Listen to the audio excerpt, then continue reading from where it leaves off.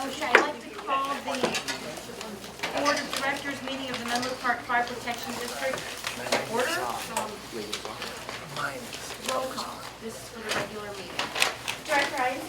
Here. Director Crowley? Present. Director Slaughter? Here. Director Carpenter? Here. And Director Bernstein? Present. We have the quorum. Thank you. Please all stand for the Pledge of Allegiance, please. I pledge Allegiance to the flag of the United States of America and to the republic for which it stands, one nation, under God, indivisible, with liberty and justice for all. We are opening up to open session from closed session, and so the only reportable item from closed session, which is that the board took action in closed session on 3 items. Each is in tonight's agenda, and they are items 9, 10, and 14, so we'll be discussing those once we get there. And I'd like to open the floor to public comment number 2. We have a lot of members of the public, and I'm so pleased that everyone's here. So if you have a public comment, this is your time to speak on anything that is not on the agenda. Then I will close public comment number 2 and go to item number 1, which is the Menlo Park Firefighters Benevolent Activities Report. Thank you. I'm Kenny Oliver, and I just was elected for the next term the president for the association and for District 10 Local 2400 IHF. And I'm honored to give you this report of our benevolent activities. We did a Fill the Boot drive over at the VA. I guess just last week. We participated with members of Local 2400, and it's in order to fund the honor flight, and that is what sends World War II veterans back to Washington, D.C. to see their memorial. And I got to be able to be at that memorial. It's beautiful. I'm glad they can do that. We also send somebody that's going to volunteer their time as a chaperone, too. We've done, I think Ross Frizzy for sure has done this function as well. And we made $4,250 for that cause. We have a teddy bear tree giveaway at Lucille Packard Children's Hospital. We drive Santa and Old Tom, our antique fire engine. And the report says here that we give, on average, 100 teddy bears to sick children that are hospitalized there. The annual toy and food drive in the North Fair Oaks area. The association accomplishes that with in participation with Second Harvest Food Bank and the St. Anthony's Church. And so we collect both food and toys, and they're dispersed on December 24th. The toys are dispersed on December 24th, and the food, I believe, is an ongoing thing there at St. Anthony's. And then last but not least is the Christmas tree that's here at headquarters for the kids program that we had the other night. That will be given away to a needy family. Thank you. Thank you. Okay, so the next item is a presentation that I would like to give. It's on the state of the district. And this is the first time we've had this, but I think that we've accomplished so much that I felt like giving a community report was appropriate. But before we get started, I wanted to recognize a couple of people here. Menlo Park City Council member Peter Otake, who is also former president of the fire board and on the fire board, and Drew Combs, who is on the Menlo Park Planning Commission. So again, thank you for being here, and thank everyone for being here. So basically what I want to say is that on behalf of the fire district and the fire board, I wanted to thank y'all for giving us the opportunity to serve you. This year we accomplished many, many things, and as the president of the board, I think it's just fitting that I give you a community report, because I think it's important since you sometimes don't know what we do, and we do a lot, despite the fact that no one really reads about what we do all the time. The year began with setting board goals and a plan for the year 2015. Some of the goals and priorities that we laid out were being fiscally responsible, which is always at the top of our list, and remains at the top of the list for this board and the fire district. We've also successfully negotiated a new contract with the fire district's employees, including the 2 bargaining units, AFSCME and the Firefighters Association. We've improved community outreach. That was one of the goals that we set out by strengthening our CERT program and also doing more public education. And we've put in place a succession plan thanks to the chief and the staff, and that has been very, very important. We were able to hire a new deputy chief, Don Long. We've also promoted a new division chief, Jim Stevens, who's been a long-time employee here. We've also promoted 2 battalion chiefs, 3 captains, and at least 6 firefighters. So we are in very, very good shape, and we can actually afford this and make our fire district stronger, better, and more responsive. But the most important responsibility of any governing board is to be fiscally responsible while serving the community in the best way possible. Besides negotiating successfully 2 contracts with our bargaining units, the fire district, at the approval of the board, has paid down $12.5 million of our pension side fund, which is the second time, I think, in 8 years that we've been able to do this. So congratulations to the board, this board and previous boards, for making sure that the fire district is financially healthy and continues to be sustainable. We've also partnered, and something that we're all equally proud of, is we partnered with the town of Atherton to make El Camino Real safer by agreeing to share the cost of a traffic light that will help pedestrians cross El Camino more safely and help the fire district continue responding to emergencies in a timely manner. I wanted to thank the town of Atherton, especially Mayor Rick DeGoya, for working with us on that and for being very open to working with us and making El Camino safer for everyone. So thank you also to the chief for coming up with that idea and making it happen. I think that's an important step, and we hope that we'll be able to do some more partnerships in the future with the other jurisdictions, our neighboring jurisdictions.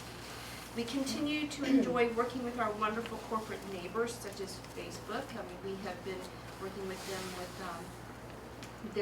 their emergency response plans, and we are also working with them in terms of, I guess, allowing us to use some of their facilities while they go through their transition in their neighborhood for our USAR warehouse. So that's a great thing for us to have in our back pocket. But thank you to our corporate partners, our corporate neighbors. We look forward to working with them and strengthening the relationships. Also, CERT, thanks to Battalion Chief Division Chief Jim Stevens, our CERT program has been strengthened significantly. And I wanted to give a shout out to the CERT Advisory Committee.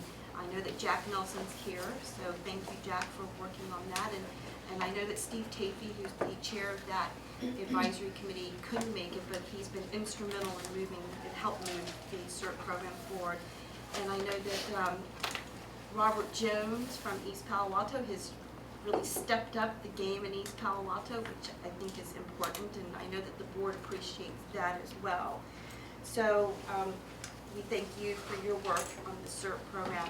But also we had other volunteers help this year for other things that we've done in terms of safety. And the last month I recognized the Red Cross and the youth groups within the Red Cross organization who helped install smoke detectors in North Fair Oaks and East Palo Alto. So that was a huge plus. I also know that the Girl Scouts, there's a troop in Menlo Park that has deployed Pulse Point, which is an app to help to help people who are in cardiac arrest or who need help in responding to anything that's cardiac oriented or related, to be able to have that help at their fingertips. And so we've been also working with corporate partners throughout San Mateo County to locate their AEDs, have the kids take pictures of their AEDs so that people know where to go. So that's in the works, but that got started, and thanks to the chief again for bringing that to our attention, so thank you. And Also, I wanted to thank Carol Parker. I know that she's been a huge help in putting together these Get Ready classes. This is part of public education. And I think we've had, about 100 people per class, a couple of 2 or 3 classes in Menlo Park. They've been hugely successful. So I want to thank Carol Parker for helping with that. And Jim, I know that Division Chief Stevens has been instrumental in getting that out there too. So I think that in terms of our outreach to the public and public education, we are doing a great job, and that is mainly because of the volunteers that we have in the vision of our staff. So thank you for doing that.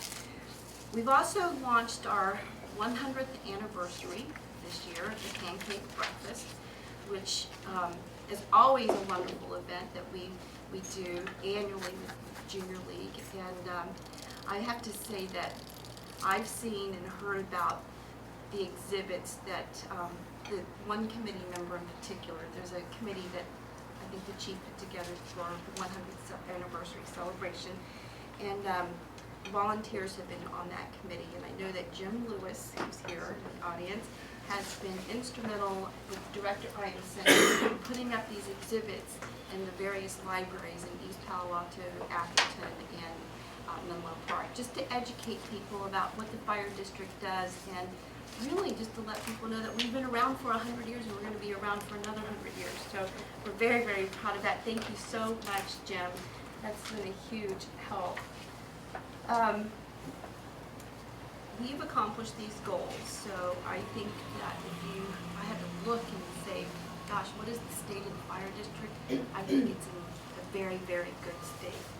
And that is mainly because of our staff, the chief officers, the employees, and the volunteers. So again, thank you. But I also want to just say that as we continue with the economic growth in our little corner of the world, I hope that we can move forward with strengthening our relationships with our partnering jurisdictions whom we represent. And as always, this board is committed to keeping the fire district financially healthy, so you don't have to worry about that. But I think also we appreciate that the voters passed Measure Y, and thank them for continuing to have confidence in the board being able to be the guardian of public funds. So thank you for passing that. You know that your money's in good hands, for sure. I also wanted to, I know I've thanked everyone, but I just think that many hands make light work, so my gratitude goes to the staff and the employees who keep our community safe. But also, this board has been very good in terms of working together. We've had many spirited discussions, and we've had differences in our perspective, but in the end, I think that what we've been able to accomplish was due to the discussions that we've had. So thank you to the board of directors. And I know that the fire district remains in good hands with this board in place. So I also wanted to thank the committees for doing the hard work. I know that the finance committee and the emergency prep committees have been very busy, which is one of the reasons we were able to accomplish the things that we've accomplished this year. So thank you to the two chairs, Chuck Bernstein for the finance committee, Rex Ianson for chairing the emergency prep committee, and thank you to Peter for being on the finance committee, and also thank you to Vice President Solano, who's always been there to support us too. So Thank you. Thank you. And I also wanted to just thank our families. I know that I'm not speaking out of turn when I say that the board of directors can do their job because of the support they have from their families. And I want to thank mine, especially my husband Ken, who's sitting back there, and my sons James, who's here, and Paul, who's in Bloomington, Indiana. I know that without y'all, there's no way that I can do the work that I do.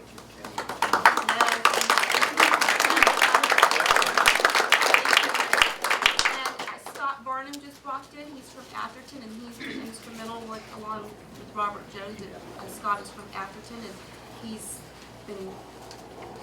been indispensable in terms of making sure that Atherton is safe. So thanks for your work. It takes a village. Thank you. So thank you for being here, and please enjoy the refreshments. Michelle, our board clerk, thank you very much for setting up everything. You've been a godsend. Thank you. Okay.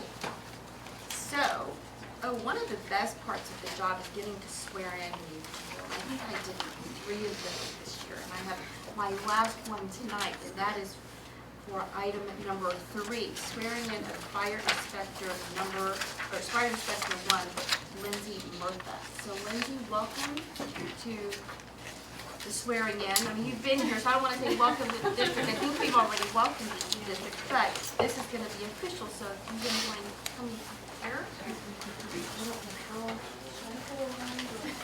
Yeah, these should go around so you can be fine with it. Fire Marshal Johnson's got something to say after that. Okay. Sorry. A prepared speech. You want to come here?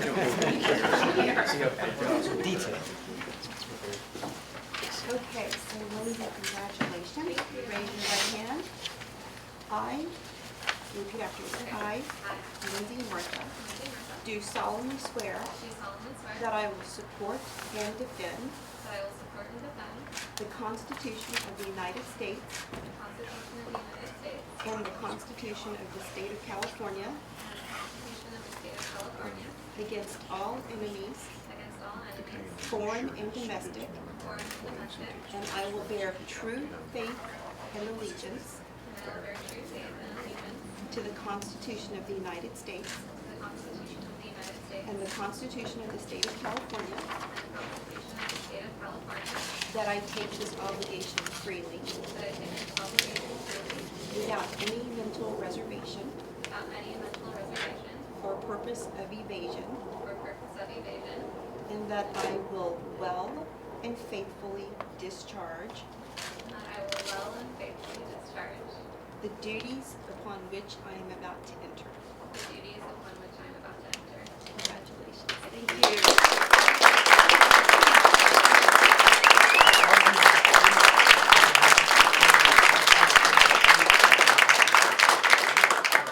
Our fire marshal. Excellent. I am very happy. Congratulations, Lindsay. The role of a fire inspector with the Menlo Park Fire District is many-fold. It, too, in many ways, is 24/7 in the aspect of being on call for fire investigations. But obviously, our goal is actually to hopefully not have to respond to that. Our goal is through code enforcement, dealing with state-mandated inspections, and partaking in development with code processes, working with each building department, planning departments, working out within construction aspects, and knowing a great deal of code, standards, etc., and holding construction companies accountable to good quality workmanship, etc. There's a lot of knowledge that is involved into making sure that the community that we have here is built well and protected well to the expectations that everybody's here. And with that, we're very happy to have Lindsay being promoted. Lindsay has been with the department for 2 years. She came on as an administrative assistant, worked her way very diligently, and was promoted to fire prevention coordinator. And then we're very happy to be able to say that she, again, is promoted now to fire inspector and fire investigator with the Menlo Park Fire District. She is intelligent, extremely hardworking, and accountable, and just a joy to work with. In the interview process, those of us in the interview process, we came out of it saying that was the most fun we've ever had in an interview. Just an absolute joy. She's been a great contribution to this district, and I know that she's going to be a continued wonderful contribution and will do well with this district. We're very proud of you and looking forward to working with you in your career. So with that, I'm going to introduce her brother Cody, who actually flew out from Las Vegas to be able to place her badge on. So Lindsay, if probably stand right here, probably make it a little easier. And Cody, here's the badge.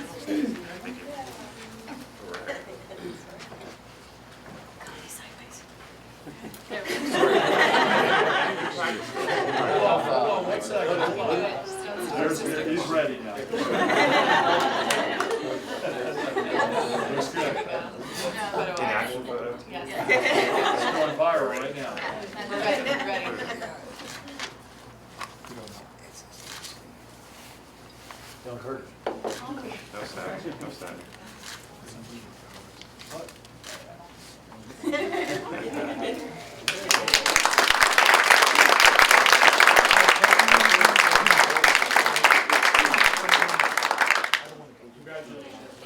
Thanks, John. Thank you. Hey Lindsay, we won't make you say something, but I'll ask you this. So your first day as an inspector, what was memorable that afternoon and evening? We got called on a fire at 11:30 And you worked until what time? 3 a.m. That's fun. Spent the night at the firehouse. So she started off right, she got a fire, and then I know the next day you were dragging a little bit, so you got to feel what it was like being on shift work.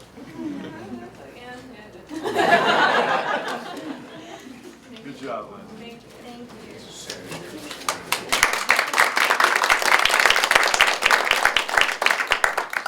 And Director, we have someone back in the audience who's, or Lauren actually, Quint, welcome back, who's back from maternity leave. Congratulations. We missed you, but we're glad you're here now. Okay, so onward, we are on our consent calendar. Okay,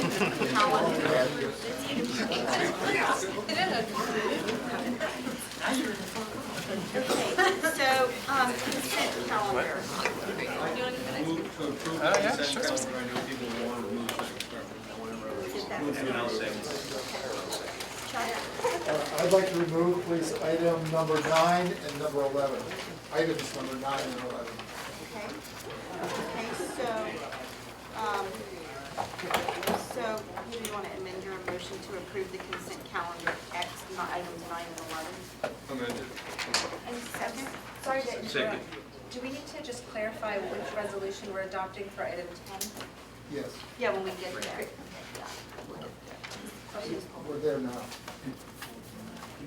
Oh, No, you pulled 10 and 11, 9 and 11. 9 and and 11. 11. But Right. for 10, I think you just want to 10. clarify. 10 is is still staying here, on the consent and- Yeah, calendar. but we have to We say need which to- resolution, whether it's to So you can deny or approve the consent accept. calendar with No. with And accepting. she's asking which one is included in the consent So just calendar. include that in your motion. And, Yeah, yes. so the motion has been amended to approve the consent calendar without items 9 and 11. And now item 10, the resolution is to approve. Yes. So is there a second? Did I get that right? Yes, thank you. Okay, so all in favor? Aye. Aye. Anyone opposed? Okay, so Michelle, that's a unanimous vote. Okay, check. Item 9. So, thank you. No, that's okay. So this is one of the items that was in closed session.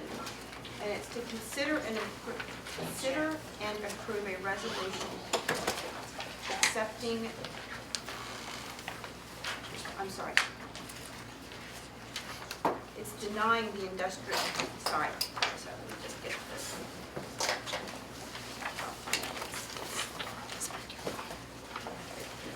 Yeah, well, it's actually consider for approval a resolution approving or denying the application for disability retirement of Frank Brignoni. So, the resolution is, Could I ask for a staff report? well, let me read the resolution so we can get a motion started. So the resolution is to deny the industrial disability retirement of Frank Brignoni. So, is there just to get the discussion started, is there a motion to deny the industrial disability retirement of Frank Brignoni? I'll move. Okay, and I will second. And so now we can have discussion.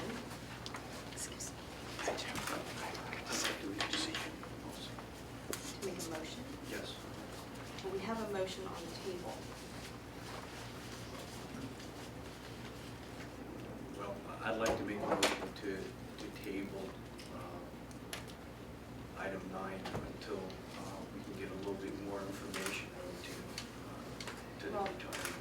There were some questions that were brought up, which I can't discuss in closed session, but I need more information before I can make a informative decision on the disability retirement. So I can make a motion to table. Well,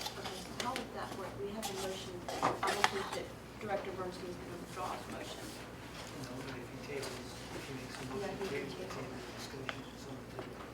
Are you trying to It's just a table it second. for later this evening or table it altogether? Well, for another meeting, I think we need to get some more facts. Well, I do. I need more facts, that's why I like to table. I don't mind. Is there a second to for the motion to table? Okay, so that The motion fails without a second, so, but I also wanted to, so there is the motion to deny the industrial disability retirement of Frank Friani. So let me just say that I'm recording, this was a closed session item, and I do need to report out that what the vote was that prompted us to be able to even move this to discussion now. So, and in the closed session, there were 2 recusals, Director Einson and Director Solano, and we still had a quorum. There were 3 ayes to move this to discussion, and that was by Director Bernstein, Director Carpenter, and myself. So now we have this motion in a second, so would you like, we're going to open it up to discussion. Chief, do you want to start off the discussion? Yes, so Madam President, Brent is here for Human Resources and Human Resources Manager. I think relevant to this topic, because I'm sure for those that weren't in closed session, which is the majority of the room, are probably a little confused about what's going on here. But I think for clarity, for the denial, Brent has kind of the threshold for a request for disability retirement, what needs to be met. She's prepared to read that right now if you allow her to do that. Please, Brenda. Excellent. So the standard for approving or denying a industrial disability retirement is a physical or mental incapacitation from performing the duties of the position. So the basis of that is to determine if there is sufficient medical examination and information available to show satisfactorily that the employee is no longer able to perform the duties, the essential duties of their position. Okay, Chuck, did you have a question since you made the motion? I would be interested in you reporting as a staff report, what you able to report publicly. So publicly, I'm able to report that staff recommends the motion at the table based off the available information of this employee. Are you able to describe the information that is available or not available? No, I can't discuss the nature of the closed session information we discussed.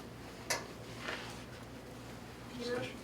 Well, the discussion, well, since you and Director Einstein recused yourself, I think that means you recuse yourself from the discussion too. Well, no, they can make that decision. They recuse themselves. Oh, in the closed session. In the closed Sorry, session. sorry. They have not yet recused themselves in this Right, session. right, sorry. Yeah, So, go on. can I add one thing? Yes. So, Frank Frioni was a division chief with the fire district. He retired, and he retired in good standing with the district. I think we can't say that, so. Okay. Yes, Well, as yourself, Chief, Frank was a 9/11 worker at Ground Zero. And I'm aware, of course you're aware of too, I've had a lot of federal agents, a lot of firefighters, and a lot of Task Force 3 people that were affected by 9/11, by being on the scene. And that's why I think I need more information, because there was a special federal fund that was set up by Congress in order to deal with individuals like yourself and Frank and others within our fire district to be covered, not only workman's comp, but they did establish a separate fund. And it went to renewal and it was passed again. And I'd like to see what the standing is on that FEMA claim that was put in by Frank. I believe that was the representation that was made, that he did put some type of claim into FEMA. Yeah, I don't know what he's done or hasn't done. Okay, all right. Well, I think going down that path, see if there is a federal claim, that would all be something that I would like to also consider, you know, other than the additional facts that was provided by our HR manager in closed session, which we can't talk about. So I just need more information before I can make a determination. But thank you, staff, for all the work that you have done. But I just need more information because I know of other public safety and first responders that were pensioned off and that were injured with certain levels. So I just need more information. Thank you. Any other, Peter? Yeah, as the President noted, in closed session, both Director Einstein and Director Solano recused themselves. And I also recused myself, but under the rule of necessity, in order to have a quorum, I then participated in the discussion. And for those of you in the audience who are sort of perplexed about what's going on here, we all have known Chief Frioni for a long time. We have strong personal relationships with him, think the world of him. Having to sit here and to make a decision like this is very difficult to do with somebody that you consider to be a colleague and a friend. The facts of the matter, and I think staff should correct me if I'm wrong, is that in circumstances like this, the burden of proof is on the individual to demonstrate to the satisfaction of the board that a disability occurs. And that evidence has not been provided to us.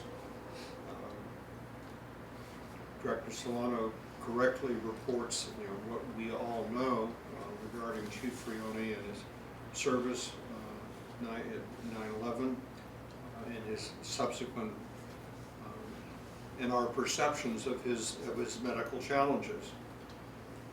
The paradox is that he chose to keep working. He didn't take time off. He just pressed ahead. And in the absence of being absent from work because of disability, etc., he's almost prejudiced himself, which is a paradox. The harder you work, the worse situation you're in. So I don't think any of us who are sitting here tonight really feel comfortable having to make the decision that we're being called upon to make. And I think we would all like to not have to make it.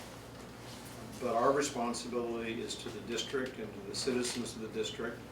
And the standard that's set by the law is that an individual who files for disability has to provide evidence of that disability. Chuck? I want to add, I also know Frank and have appreciated his service. I attended, perhaps 2 or 3 months ago, a training he did. He continues to serve the district. He did a training for CERT volunteers on how to deal with down power lines, and came here in his new capacity as an employee of PG&E and provided an outstanding training for us all that taught me a great deal. So I appreciate his ongoing service.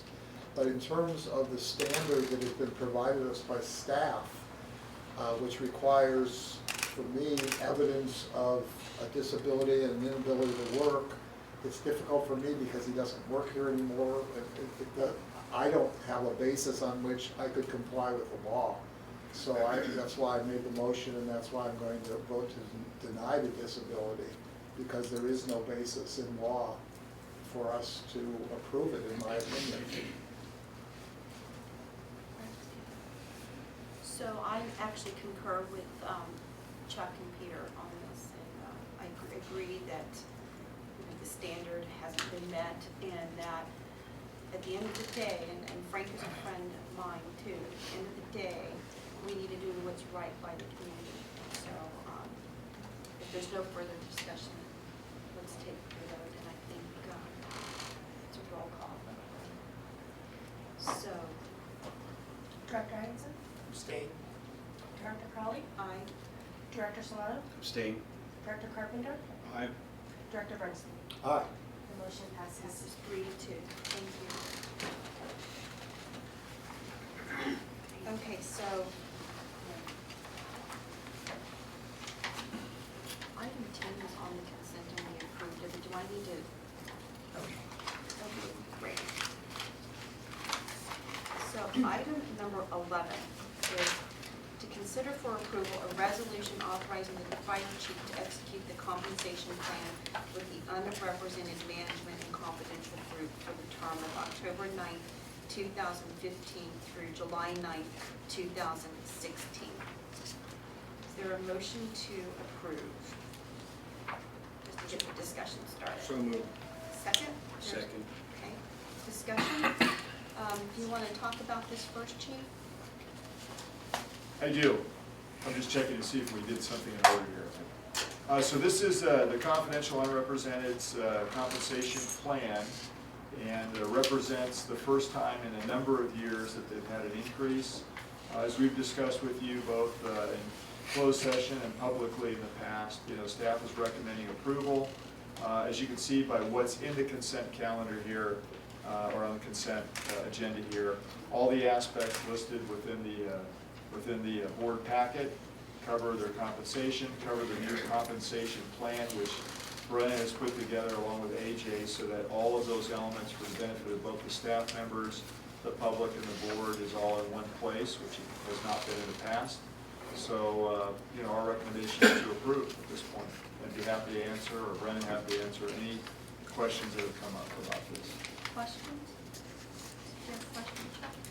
I don't have a question, I have comments. Okay. This is the time to comment. Well, first, I want to say that I think I appreciate that the district is taking kind of a comprehensive view of this and organizing the information and having consistent provisions and standards across its employment base. I think that's a welcome change and modification, and I certainly approve of that. I have trouble with this contract for really one big reason, but it's a variety of factors.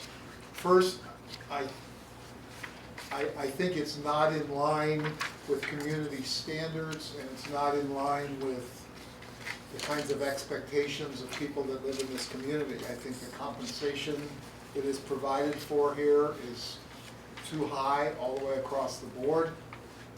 I think the benefits are too high all the way across the board. I mean, we're talking about positions that in many companies are kind of almost entry-level positions, and we're talking about compensation between $100,000 and $200,000 here. And I just think that that's not in keeping with the kind of community in which we live. When I look at the range of paid time off, for example, the minimum paid time off is over 5 weeks.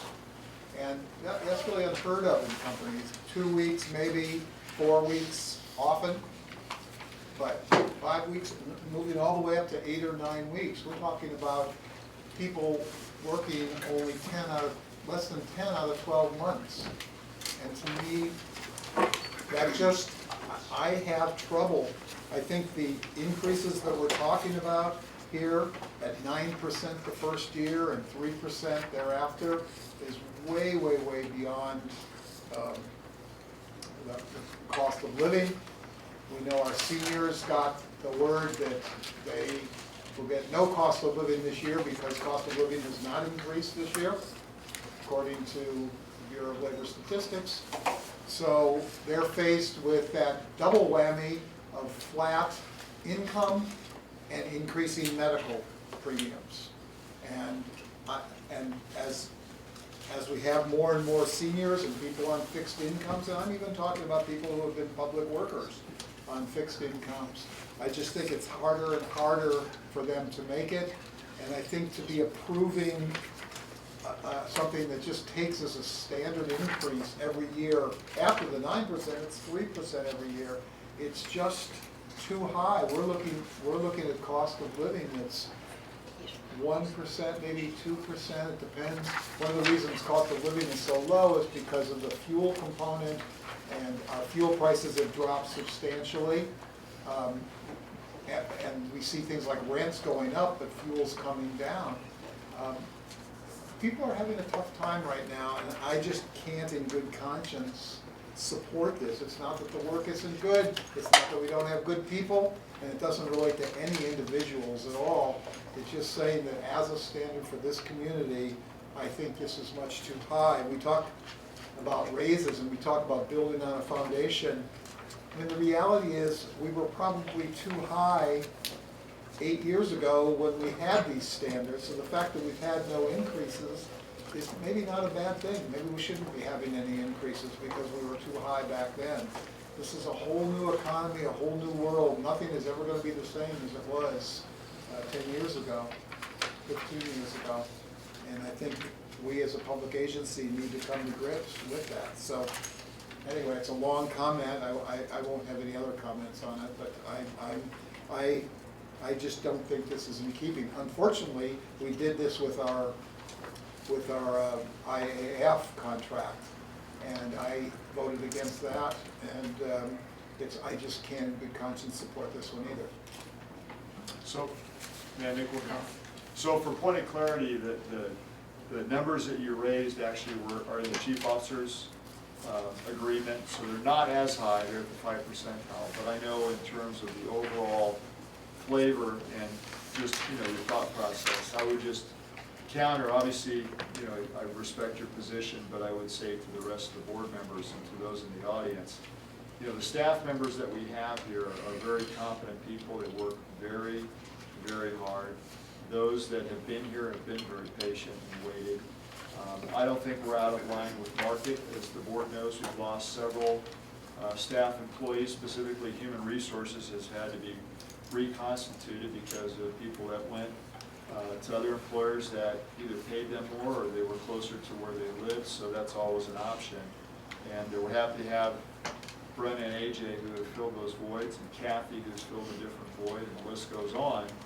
But I think, those that have come here, we have a good team right now. We're on a great trajectory as a staff. It's very positive, and they work very hard for this board, for me, for this district, for the community. So I appreciate that.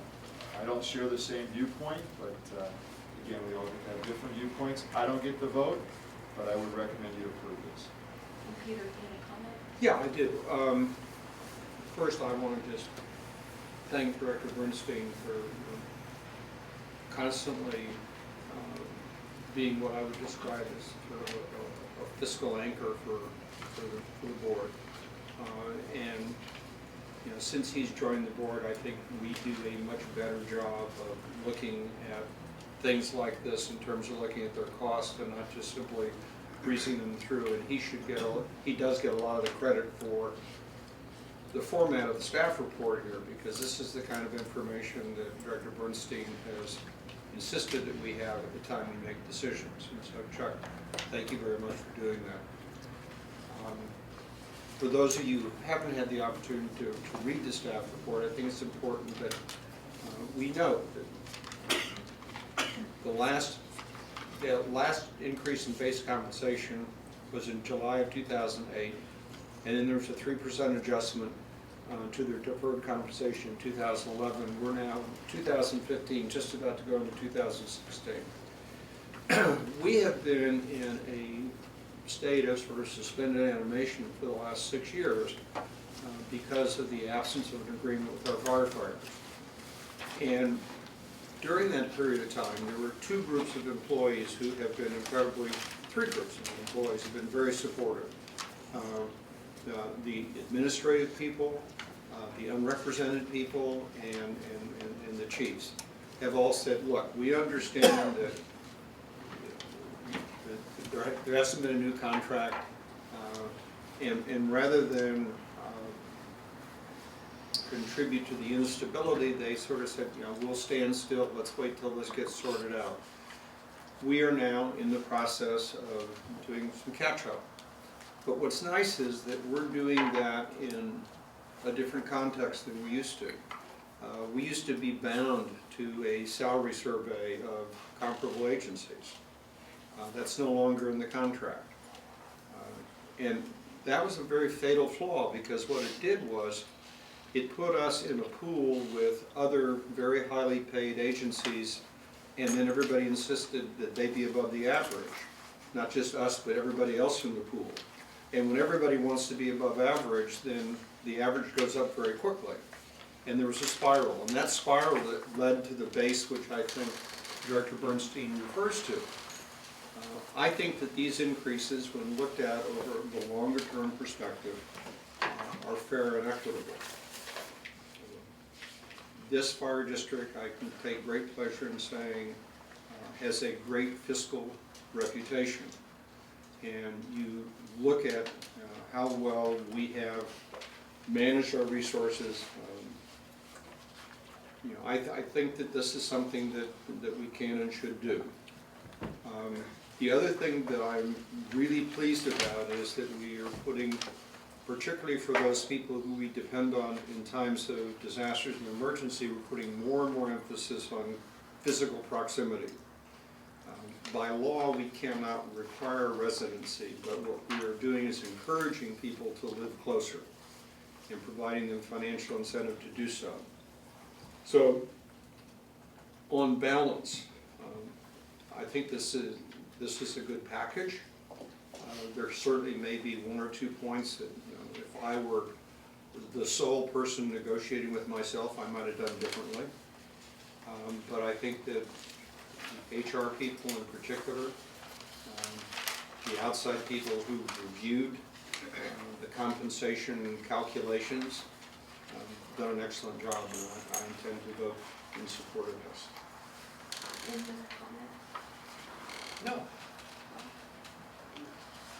First, I want to, as we all have, thank the staff for all their hard work. And Chief, I always depend on your recommendation, since it's your agency, and you have to deal with not only senior staff, but other employees. And you want to have that edge where you can hire qualified people. So it helps your position to recruit good people, because we're at that slope of salaries that are pretty comparable. And I agree with Chuck, past 5, 6, 7, 8 years, ever since I came into this area from the East Coast, public safety people are not paid as high as people here in California are. And it's just something that has steer-stepped for years. And it's not the fault of the public employees. Maybe it's because we're in a tech area that's very, very high economic development, and there's a lot of big money here. So we have to compete with those different agencies and different businesses to be competitive. So I plan to support this motion, and thank you again for your presentation. I just have one question. When this was discussed previously, it was mentioned that there was an error in here or something. Is that something we could correct now so that we're not approving something with an error in it? Absolutely. So your document that you have in front of you and that has been passed to the board clerk has the correction.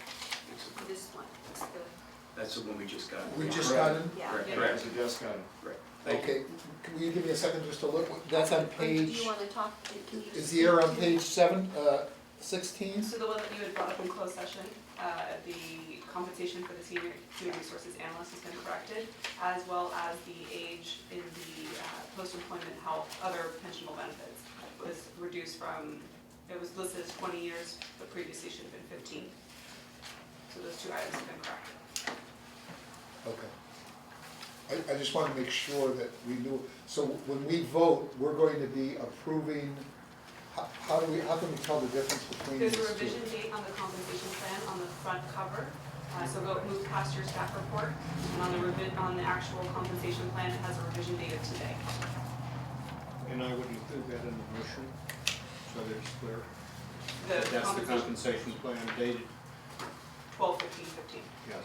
Yeah. And do you see where the date is? It's on the It's on the cover of. I see, and the other report is another date. It has no date. I see, okay, thank you very much. I just want to be sure that we're clear on. One last item on the compensation plan, as we mentioned, so we'll be revisiting that again in June with the board. Right. So with staff, there's, other issues we're still gonna go through and look at, but it won't come back before you until then, but we will do our due diligence to continue to vet that amongst all the staff members and work through it, since it's a new way of doing business. So, I'm sorry, I still want to push on this date thing. I have something that's in my agenda, it says item number 11, it's dated December 15th, but I'm probably not looking at the right dates. Do you mind if I- The desk item. Could you just show me where the date is different on these two documents? So if you look at the actual compensation plan, is this the packet that Michelle just handed you? This is the new one she just gave me. Look to the compensation plan. So you have the revision date here. I see, I'm sorry, I was looking at the wrong page. So the chief officer's revision date is 12/15/15. Well, And then And then there was no date, this is no date over here. Okay, thank you very much. So that's what we're approving. Yeah, it's the date is in the lower right-hand corner. Yeah, and the correction, Director Bernstein pointed out, the management and professional revision date is 12/14/15, the chief officers is 12/15/15. Okay. We're done with this short. Is there any other discussion? Okay. We'll go for the vote. All in favor? we should do a roll call. A roll call, okay? Director Hines? Yes. Director Crawley? Aye. Director Solano? Aye. Director Carpenter? And Director Bernstein? Nay. Voted 4-1-0. Why are we doing roll call votes? Just because this was discussed in closed session, and we pulled it from the consent. Okay. So on to the regular agenda, item, Probably before you move forward, I'm just going through my notes, and for the consent calendar, we got a motion and a second to amend it and approve number 10 as an approval, but we never voted on it. We went straight to discussion, okay. so I just wanted to get that. so we have to approve the minor issue. Yes. minor, so all in favor of approving the consent agenda without items 9 and 11? 11. And with And 10 approval of 10. And 10 being affirmative being yes. Yes. All in favor? Aye. Unanimous, thank you. Thank you, Michelle. No problem. Okay, so on to the regular agenda, item 12 is to consider for approval a resolution authorizing the fire chief to award a sole source bid to Physio Control with the American Medical Response, AMR, as the purchasing agent to retrofit 2 LifePak 15 monitors with carbon monoxide detection technology in the amount of $12,933.80. So moved. Is there a second? I'm sorry, who was the first? Three of us at the same time. How do you mark that? Peter moved and Rex seconded. Okay, thank you. So is Chief, do you I think want we to- ought to let the big spender be the motion maker. So, real quickly, the only reason this is on the agenda is because it is sole source. We get a tremendous break in the cost because, going through American Medical Response, because that's the provider for the county. And the device specifically is the one that we use on all of our apparatus, so our personnel are trained to use this particular device, so, we recommend you approve. Again, it typically would not be on here other than the fact that this is a sole source agreement. Any other discussion? Okay, all in favor? Aye. Anyone opposed? It's unanimous, Michelle? Thank you. So item 13, consider for approval a resolution authorizing the fire chief to award a sole source bid to Ellen Curtis and Sons for the purchase of global emergency medical service coats not to exceed $5,388.96. So moved. Okay, so Chuck moved, is there a second? You want to make the Rex. second, Rex is seconding. Okay, any Chief, you want to, Similar to the Sole source. last item, because this is a sole source item, because Ellen Curtis is kind of the regional vendor that has the ability and the only ability to sell this type of coat that we use, and we have for all of our personnel, so it's standard. That's the only reason this item is in here. We don't get the same break as we did with the Physio Control item, because that's done through AMR, but obviously we do get some break based upon quantity that we order over time. So this is more about using the exact same types of equipment and a regional vendor that has essentially a corner on the market and that we're using a sole source provision, so I recommend you approve. any other discussion? Okay, all in favor? Aye. Anyone opposed? So it's unanimous. Thank you. Item 14, consider for approval a resolution authorizing the fire chief to execute a compensation plan with the unrepresented chief officers for the term of January 9th, 2016 through July 9th, 2016. So moved. There's- Okay, chief.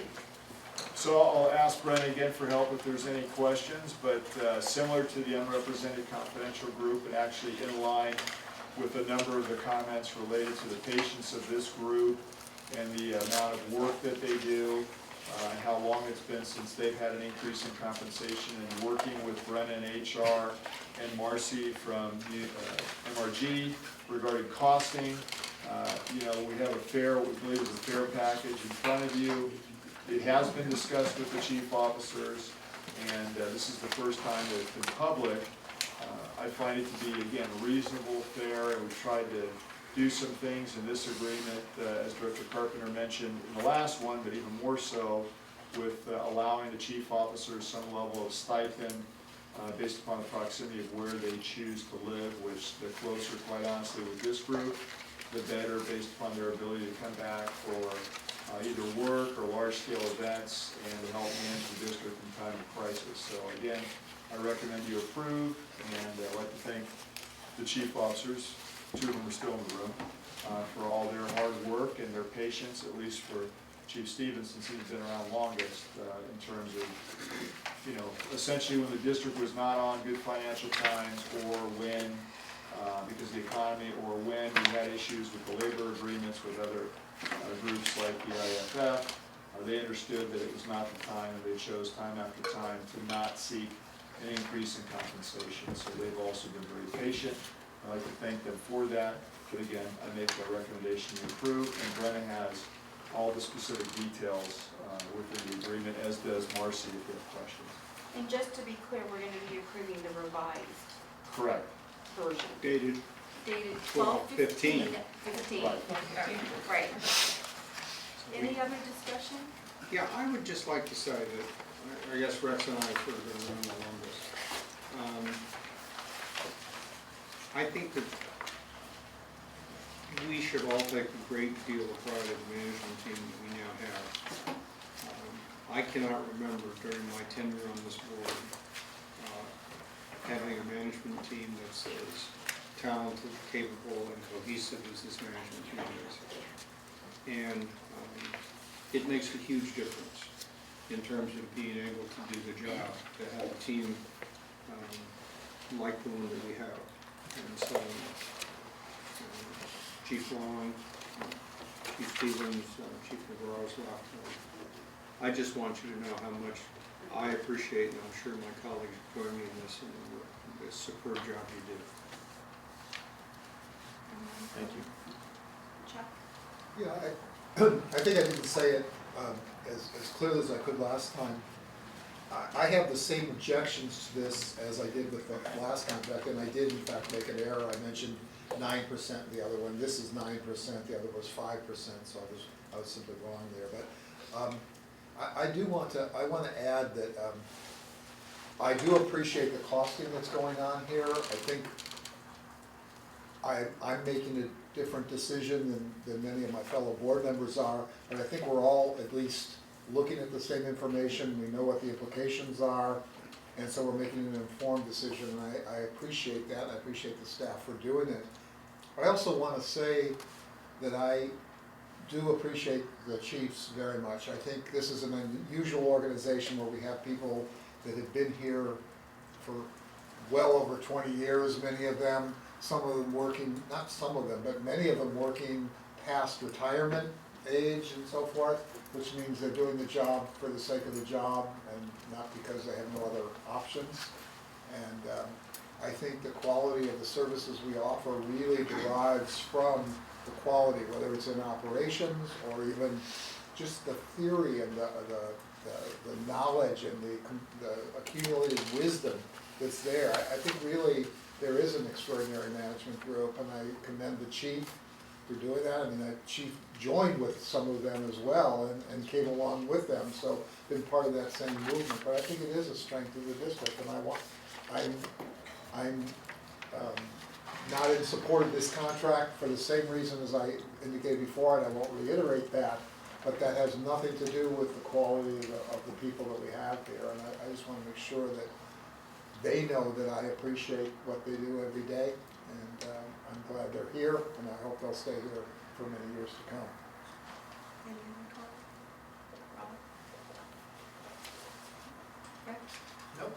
So I have one comment, Can I offer one more? sure. So I'd like to actually compliment the board, you know, on the discussions that we've had, which is unique regarding the challenges of people living close to the district.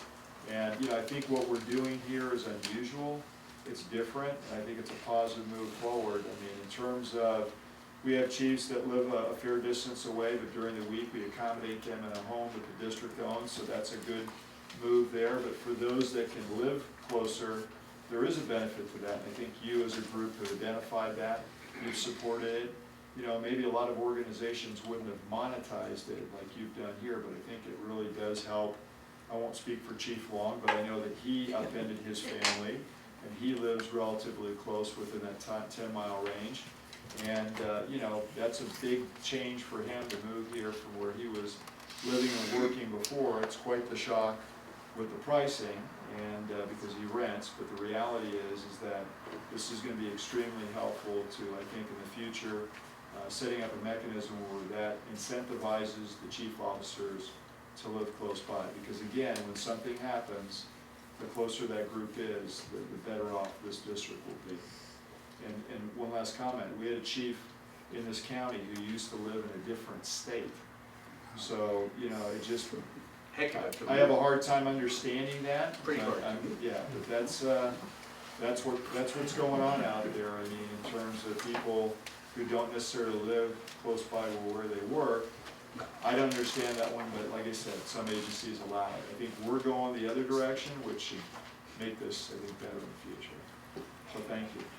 So I just have one comment. This group has not had a compensation increase since 2008. And a lot of things have happened since 2008. And I just am reminded of their ability and willingness to step up during our darkest times when our chief was incapacitated. And our chief officers were very, very reliable, stepped up to the plate, and really just did an amazing job of keeping the fire district together, just the firefighters just on the same page. And this was before these promotions even happened, and Jim was a battalion chief at that time, and Don hadn't been hired. But Don, since he's been here, has contributed a lot in terms of successfully negotiating our MOU that we approved in August. So the contributions have been significant if you think of the time frame that we're talking about and all of the things that have happened. So I'm just very glad that we can afford to do this. And I know that you know, that all of y'all know, the chief officers know that this board's very fiscally responsible, and we'll tell you that. You know, we can't afford it, but I think that right now, during this time, you know, I'm glad that we can do this. So thank you. Any other comments? Okay, so this is a roll call. No? This is the item for closed session. Because this is related to 11 as well. Sure, let's do roll call just to be on the safe side. On the safe side. Yeah, okay. Director Einstein? Yes. Director Crowley? Aye. Director Solano? Aye. Director Carpenter? Aye. And Director Bernstein? Nay. Passes Thank you. 4-1. 4-1, thank you. Okay, item 15. Consider for adoption a resolution awarding a sole source bid to St. Francis Electric for the purchase and installation of traffic preemption devices in the amount not to exceed $60,270. Is there a motion? Okay. Second. Chief. So as your report states, this is actually, I think, fantastic news because it addresses the traffic signals on El Camino Real. This is something that's been years years in the coming, it's not quite here yet. The reason it's a sole source is that this is one of the only companies that the type of device that we use allows us to use because of the training and the ability to work on the traffic signals. That's why it's not necessarily totally in our control to pick the vendor, but, you know, broader than the vendor, which is the reason that this is here, because it is a sole source, is the fact that we're finally gonna have traffic preemption on El Camino Real, which is a huge deal. So, you know, and we're hopeful they don't reduce the number of lanes, simply because, you know, this should be helpful in at least some way getting us through portions of town a little bit quicker. Now, it doesn't work well in gridlock, because when you can't move, you can't move. But thus far, El Camino and certain parts of it does still move pretty well through at least portions of Menlo Park and all of the town of Atherton. So that portion will be helpful. Peter? Yeah, I'd like to make just a general comment with respect to both the sole source aspect of this and also the technology. One of the things that happens with an agency like ourselves is that you pick a technology and then you're pretty well committed to it. And my guess is that 10 years from now, this technology is going to be viewed as being no longer state of the art. And I don't know, how one makes the transition from a system in which we've invested a lot to a better system. This one is line of sight, doesn't have the ability to basically deal with a grid, etc. My hope is, my expectation is that technologies that are coming to the market now and in the future will be able to do a much better job. And so, while I'm going to vote for this, I just hope that the staff really keeps plugged into what the options are, because I think at some point in the next 4 or 5 years, we may have to just bite the bullet and say, okay, that was a really good technology for the first decade of this century, maybe the second, but when we're moving into a really digital world, there probably can be some better ways to do this, which involve dynamic routing, which involve multiple signals, etc. I've been playing around real hard with, whether there are ways that we can do preemption at both ends of Walsh Road to free up the roadway. And this kind of technology just simply doesn't deal with that issue. So yes, I'll vote for it, but I just would hope that we would look very hard at where we're going to go, and don't forever stay committed to this technology, which I think is going to be outmoded soon.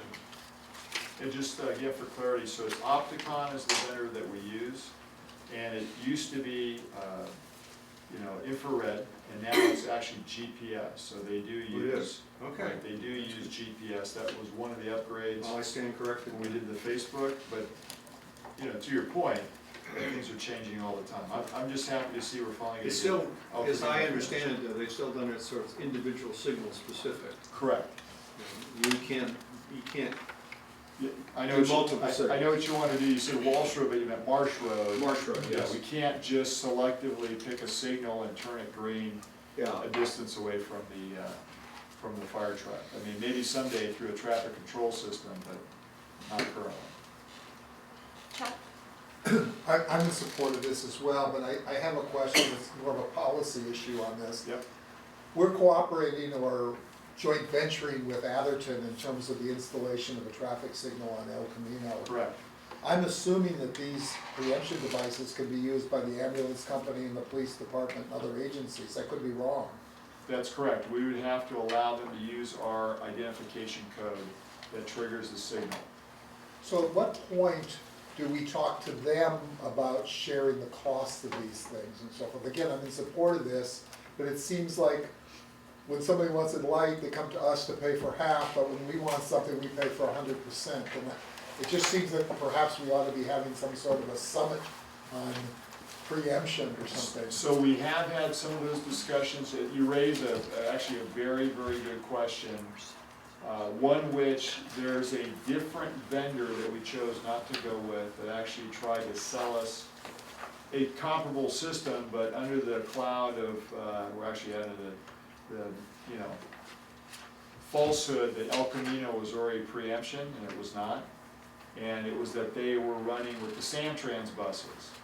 The reality is, once I found this out, that El Camino had not been changed, maybe it will work for Samtrans in the future, but not with the devices that we're putting in. So I don't know where that all sits. To your point or question about AMR, the ambulance provider, or the police department, we've had inquiries. We'd be happy to allow them, just like we allow them to use our communications facilities under an agreement.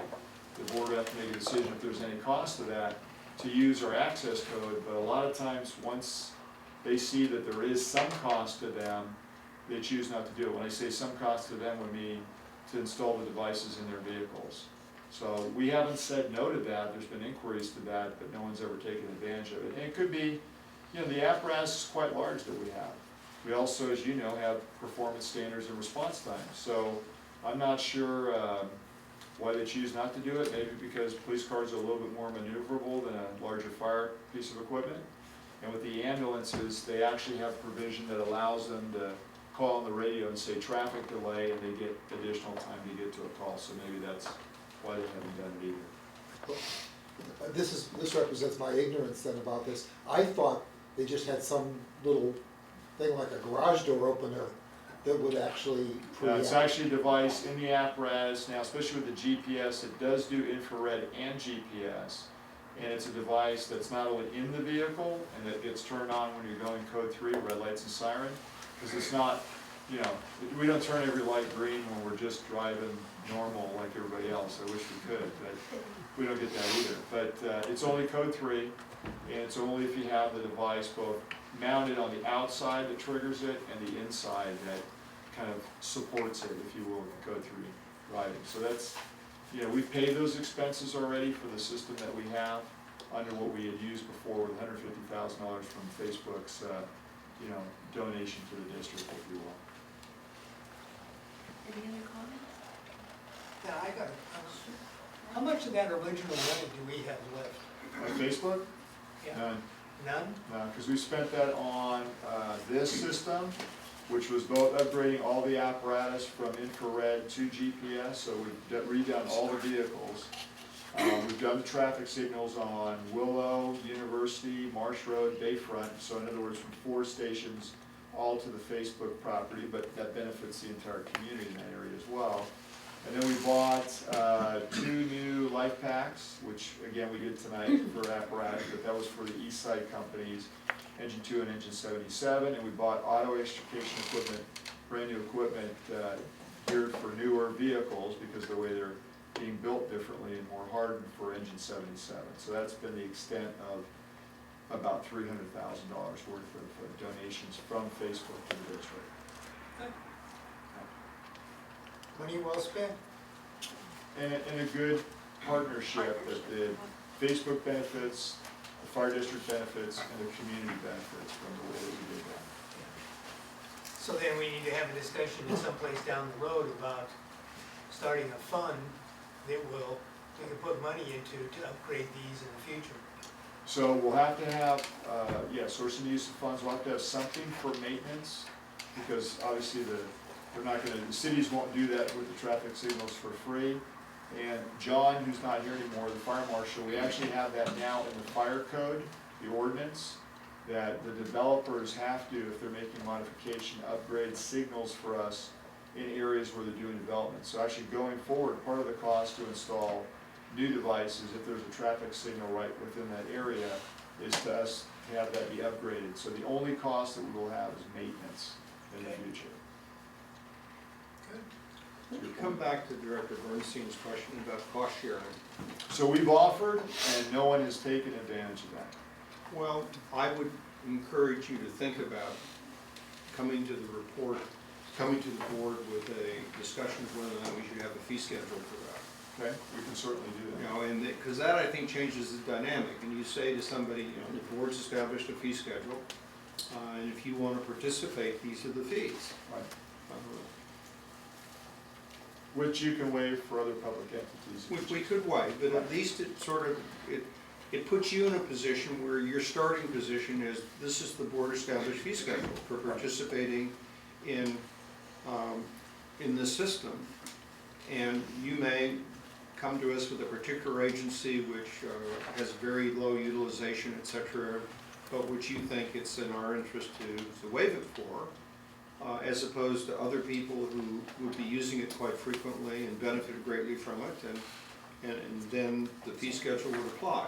So I'm not presuming that the board would adopt such a schedule, but I would encourage you to think about recommending one to us. Sure. Yeah, and it's good timing to bring that comment up, because now that the compensation plans or the union agreements are done, next year Fire Marshal Johnson will actually be updating the fee schedule for the district. So we'll make sure that's on there as well. But yeah, we would offer it to public safety. We wouldn't offer it to Uber or somebody else. I wouldn't recommend that one. Chuck? Could you please expand your comment about a developer who was maybe developing along El Camino paying for part of that? That's correct. Would that be an impact fee, or would that be something we would demand as part of our approval, or how does that actually happen? So you can't call it an impact fee, because we legitimately right now don't have that approved by A, the board, but B, the local jurisdictions. But it is, to your point, it's within the ordinance and the fire code. So part of how we can do that is through the normal permitting process, and it is a shared item that we would work with the cities on, since they're also part of the building process. So John has been doing that. I'll give you an example. So up at the Four Seasons, up at the Rosewood Hotel on Sand Hill Road, the traffic signal, I know it's the last one in the district, but it's actually got preemption. So, which when we did it seemed a little ridiculous, but as traffic's getting worse, maybe it was brilliant, because we could turn that singular signal right now green when we approach it to at least make a turn there, whereas before we could not do that. Is that mechanism potentially available as we look at developments where maybe we'd want a parallel roadway or some other way to serve something when traffic was gridlocked? Is that something we could put into the code also? So in an alternative method, actually the only unique one that I'm aware of that we're doing now is that Hawk signal on Almondrell. So again, it's not a traffic signal for purposes of vehicles stopping, to allow other vehicles to move off of Almondrell. It's really only preemption for the fire truck on Almondrell, and then someone pushing the button across El Camino over all 6 lanes. That's the only kind of one-off unique thing that we've done so far. That is actually my question. My question is, could we use the fire code as a means of not getting money from a developer, but actually having them build infrastructure that was important for us? For example, a parallel roadway that would allow emergency vehicles to pass or something of that sort? So, yeah, and I understand your question a little bit better. We've done that for different things. Roadways, no, unless it's a fire lane, but that'd be covered in the code. For example, Facebook has a fire lane around the new building because of that. For points of access, that's not used by, allegedly not supposed to be used by anyone but the fire district. But we have air systems as an example for high-rise structures that allow us to fill air bottles at upper floors. That is specific to an ordinance that's out there that we can use as well within the code. So your point is well taken. Different things have been put in place creatively over time to allow us different efficiencies, either operationally or out of necessity. Chuck, the problem I would point to is that the fire code then has to be adopted by the jurisdictions. And much to my disappointment, in our negotiations with the city of Menlo Park, we agreed to not have veto authority in terms of certain traffic impediments. That's not true with the other jurisdictions we serve, because the fire code, as presented, allowed the fire chief to have veto authority. So there will be a limit to how much we can put in the code and get the jurisdiction to accept. Yeah, so the differentiation, the code is the state code, which they would adopt. The ordinance that we put in place has specific items like, again, airfill systems, you know, different widths or different things that we specifically want. And to Director Carpenter's point, sometimes the different jurisdictions, Menlo being one of them, either would not adopt, in Menlo's case, I think for almost 2 decades, and you know, others did in that period of time. So we used to have what was called the 84 ordinance, which was for commercial structures. Only until recently, when we negotiated with the city, does the city of Menlo Park now have a fire ordinance that is slightly different than the ones we have with the county, Atherton, and East Palo Alto. And the reason they have that way is because they were not going to agree to certain provisions that either gave us what they thought was more authority or certain aspects that we wanted that they didn't agree with. Thresholds, for example, on residential structures, on a remodel or commercial, and what the thresholds were there for sprinkler systems. Any other comments? Okay. Call the question. Thank you. So, all in favor? Aye. It's unanimous. Thanks, Michelle. Okay, item 16 is the nomination and election of board president and vice president for calendar year 2016. So I knew that you had this on the top. Would you like to start? You just not, Well, okay, so yes, we can nominate, but, can I say something? I have to say something before. So this is my last day as president. December 31st. January 1st, okay. December 31st. Okay, December Not so 31st. fast. We have the holiday, but I want to thank this board for all it has done this year to accomplish the things that we set out to accomplish in the first couple months. And it has not always been fun and games. However, it has been in some ways, but in some ways it's been actually very stimulating, and I think that we are better and stronger as a board, and I think the community has benefited from the discussions and the perspectives that we've all offered. So thank you for all of your hard work. So this is for the board's policies and procedures for item 16. We have to elect our president and vice president at this meeting. And I was able to send out an email to the board to find out who was interested in being considered for president and vice president. And I received 2 emails. And one was from Director Solano he'd like to be considered for president of the board. And one was from Director Carpenter to be considered for vice president of the board. So I am happy to open this up for nominations right now so that we can move forward in selecting the 2016 officers. I'd like to nominate Ron Solano for president in 2016. Okay, I'd like to second that. okay. Any discussion or any other nominations? Okay, all in favor? Oh, Can we ask a question? or is sure. that- Comment, yes. Just one question. No. I would request before the vote that the operations of the board continue until such time as you have replaced committee members and things like that. In other words, that we don't suspend operations of the board until all that's done, but that we continue with it in place until something different is done. I think there's business to be done at both at the emergency preparation level. I think there's business to be done at the finance committee level. And so I would just ask that you continue the existing committees until they're replaced. And it's not putting a limit on when they could be replaced, it's just saying that we don't lose a month just because we're waiting for something to happen. There's no committee. Question for Council Lauren. Committees as constituted remain as they are until December 31st. new members are, Well, until the new Until they're- officers are elected and Yes. put in place, and then they get to decide. so The what you're president. suggesting happens. Well, I Or should think happen. there was some concern that it couldn't happen because of that, so if we're clarified, that's fine. That's how I understand it. Okay. If there's anything different, we can make sure we can discuss it at another time. Well, the reason is that the board of, what do you call it,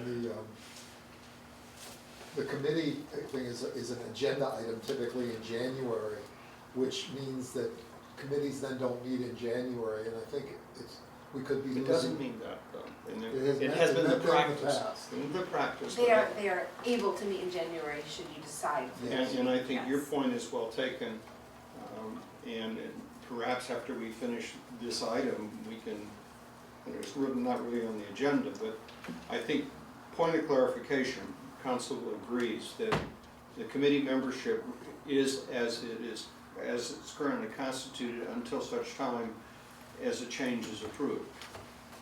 Committees don't disappear on the 1st of January. They continue as standing committees. Right. Any other? Okay, so all in favor? Aye. Okay, congratulations, Rod. Yes, thank you. So, Thank you. do you preside over the vice president's election? Or do I preside? I do. Okay, so, I'm opening nominations for vice president for 2016. I'd like to nominate Peter Carpenter for vice president. I'll second it. Any discussion? Any other nominations? Okay, all in favor? Aye. Thank That you, was colleagues. unanimous. Okay, so that actually is the end of our regular agenda. Can I make one comment? Sure.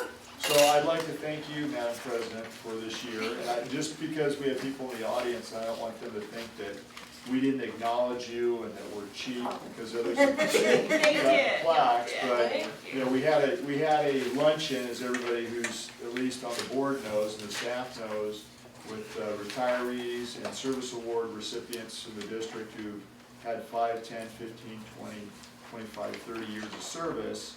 And that was the luncheon that you were acknowledged at and received a plaque with a gavel on it and so forth. So for the benefit of those that are here, Director Crawley's already gotten her award Thank you. and acknowledgements, but I want everybody to know that, so you don't think that we just, yeah, we're cheap, that's right, we're not cheap. We are. Thank you, Harold. Well, Okay, so let's just get through the reports, then we can eat. those other entities like Yeah, River right. Park and Chuck's the only one that was Tree, enabled You to know, not something. They sit at the very end. Okay, so the president's report, item number 17. It's a pretty busy month, so I just wanted to report out that I went to both the Menlo Park and East Palo Alto reorg meetings, and they have new mayors and vice mayors, and I plan to kind of go to the one after tomorrow. So, Wednesday night. so that's tomorrow, and so we'll have new officers there. And the other thing, a couple more things. The chief and I had a great meeting with a couple of residents from Weekend Acres who are interested in learning more about about annexation. So I think that they are going to talk to their, I guess, the homeowners in their neighborhood. Right, And association. try to set up a meeting. Well, I don't know if it's even an association. They're really gonna do grassroots and go door to door and get, just talk to people and educate them, and also try to set up a meeting to communicate to see what kind of response they might get. And so we'll just wait and see. But I think that there is a desire to learn more about it, and I think that they think that are not being compensated for the service that we provide is not fair either. So we'll keep our fingers crossed. If they could really help in this process for annexing Weekend Acres. And then the other thing was the holiday lunch. So I wanted to thank Michelle. I know we've thanked her a gazillion times, but can't ever thank someone enough for putting all of that together. And I mean, it was beautiful, really beautiful. I think everyone had a great time. I think the chief sent us an email at the retirees. Thought it was a fantastic event. Yeah, I love it. And I loved that they were there. So I think it was a great crowd, and everyone was in a festive mood. Thank you for doing all of that, Michelle. Thank you. Party planning. Yeah, that's all I got. Okay, reports and requests from directors. Madam Chair, Yes. would you mind if I went first, because I'm keeping somebody from the public here? Please. As most of you know, this year I've been the liaison to East Palo Alto. And I think there's been a major change in the preparedness of East Palo Alto. And really, it's due to Robert Jones, who's here in the audience. If you don't know Robert, he's sitting in the back row right here. Robert's one of those guys who is involved in a whole bunch of things involving housing and other things as well. And one of the rules of thumb is if you want to get something done, find somebody who's too busy to do it, and they'll be the one to get it done. But I'll tell you, there's just a new breath of fresh air, I think, in the city of East Palo Alto. The actual city is involved. Robert's been an excellent liaison with the city staff. He's done well creating links with some of the other agencies and organizations there, such that they now have these various headquarters for regions of the city where people's facilities are available, and they've got cooperative arrangements with them. There's more CERT volunteers now. They've got a communication plan in place. They're developing equipment, and the district has at least Chief Stevens has agreed that the district will assist in providing coordinating equipment in a state of emergency. And East Palo Alto, as we all know, is one of the most vulnerable communities in emergency for two reasons. One is much of it sits below sea level. In fact, below the levees, the homes are below, the roofs are below sea level in parts of the city.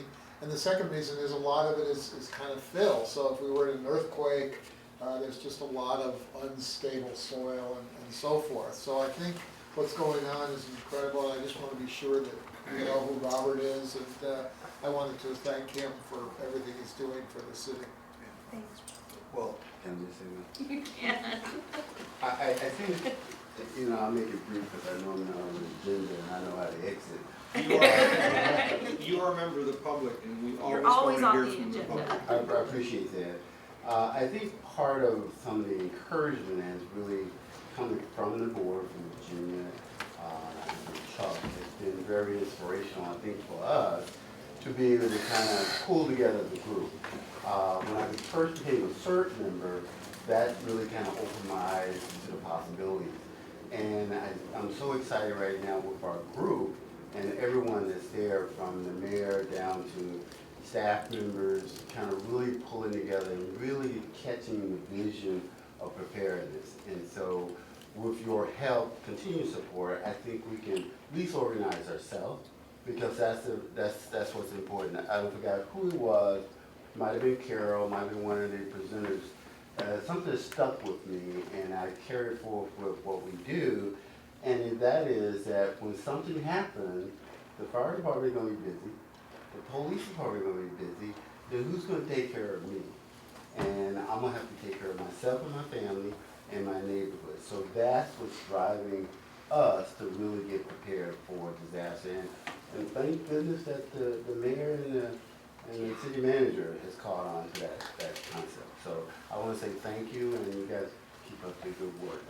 Thanks, Robert. Let me mention one other resource that's been out there. He was here earlier, Maida, who is the publisher of Ravenswood magazine, but he also has been a real advocate of emergency services and has been publicizing information and so forth. So, yeah. Thank you. Thank you. I'm sorry I have to run, but it's been a very long day. Thank you. Thank you. Here. Tom, don't leave. Tell Tom not to leave. He's not. He's got his book here. Oh, he's good. Okay. First, reports and then some requests. Yes. I think the relationships, and you mentioned this in your State of the District issue, relationships with Atherton are just dramatically better than they have been in the past. There's a real spirit of cooperation, particularly between the fire chief and the police chief. We were at lunch today at adjacent tables and Spying on you. You know, and it's very nice to see that. And it's in somewhat sharp contrast to the city of Menlo Park, where we don't have anywhere near the kind of relationship. And I'm very encouraged to get the report on East Palo Alto, and I think that Chuck and Virginia, thank you so much for what you've done in that outreach, and the staff has done an equally good job. In terms of requests, I've got three. We were originally scheduled this evening to be talking about options for assessment districts. Unfortunately, the person from the legal staff who was to give that presentation wasn't available, and I want to make sure that we do in fact have it on the January issue, because it's increasingly clear to me that the amount of development that's going to be permitted by the city of Menlo Park in the M2 area has the potential for putting an incredibly large new demand on the district. And one of the things I want us to pursue is the establishment of an assessment district independent from the city of Menlo Park. And it's my understanding that when you set up such an assessment district, the voting is weighted based on property values. It's not one person who will vote. And the advantage of that is that the chief in particular has been doing some incredibly good outreach to the major property owners there. And as a consequence, I think we might very easily be able to set up an assessment district which encompasses the areas that are going to potentially cause us the greatest new burden.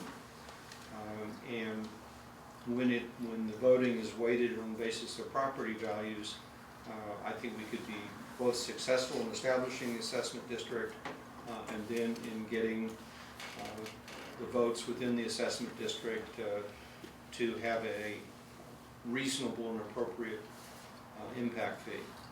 So that's the first request for a future meeting. The second is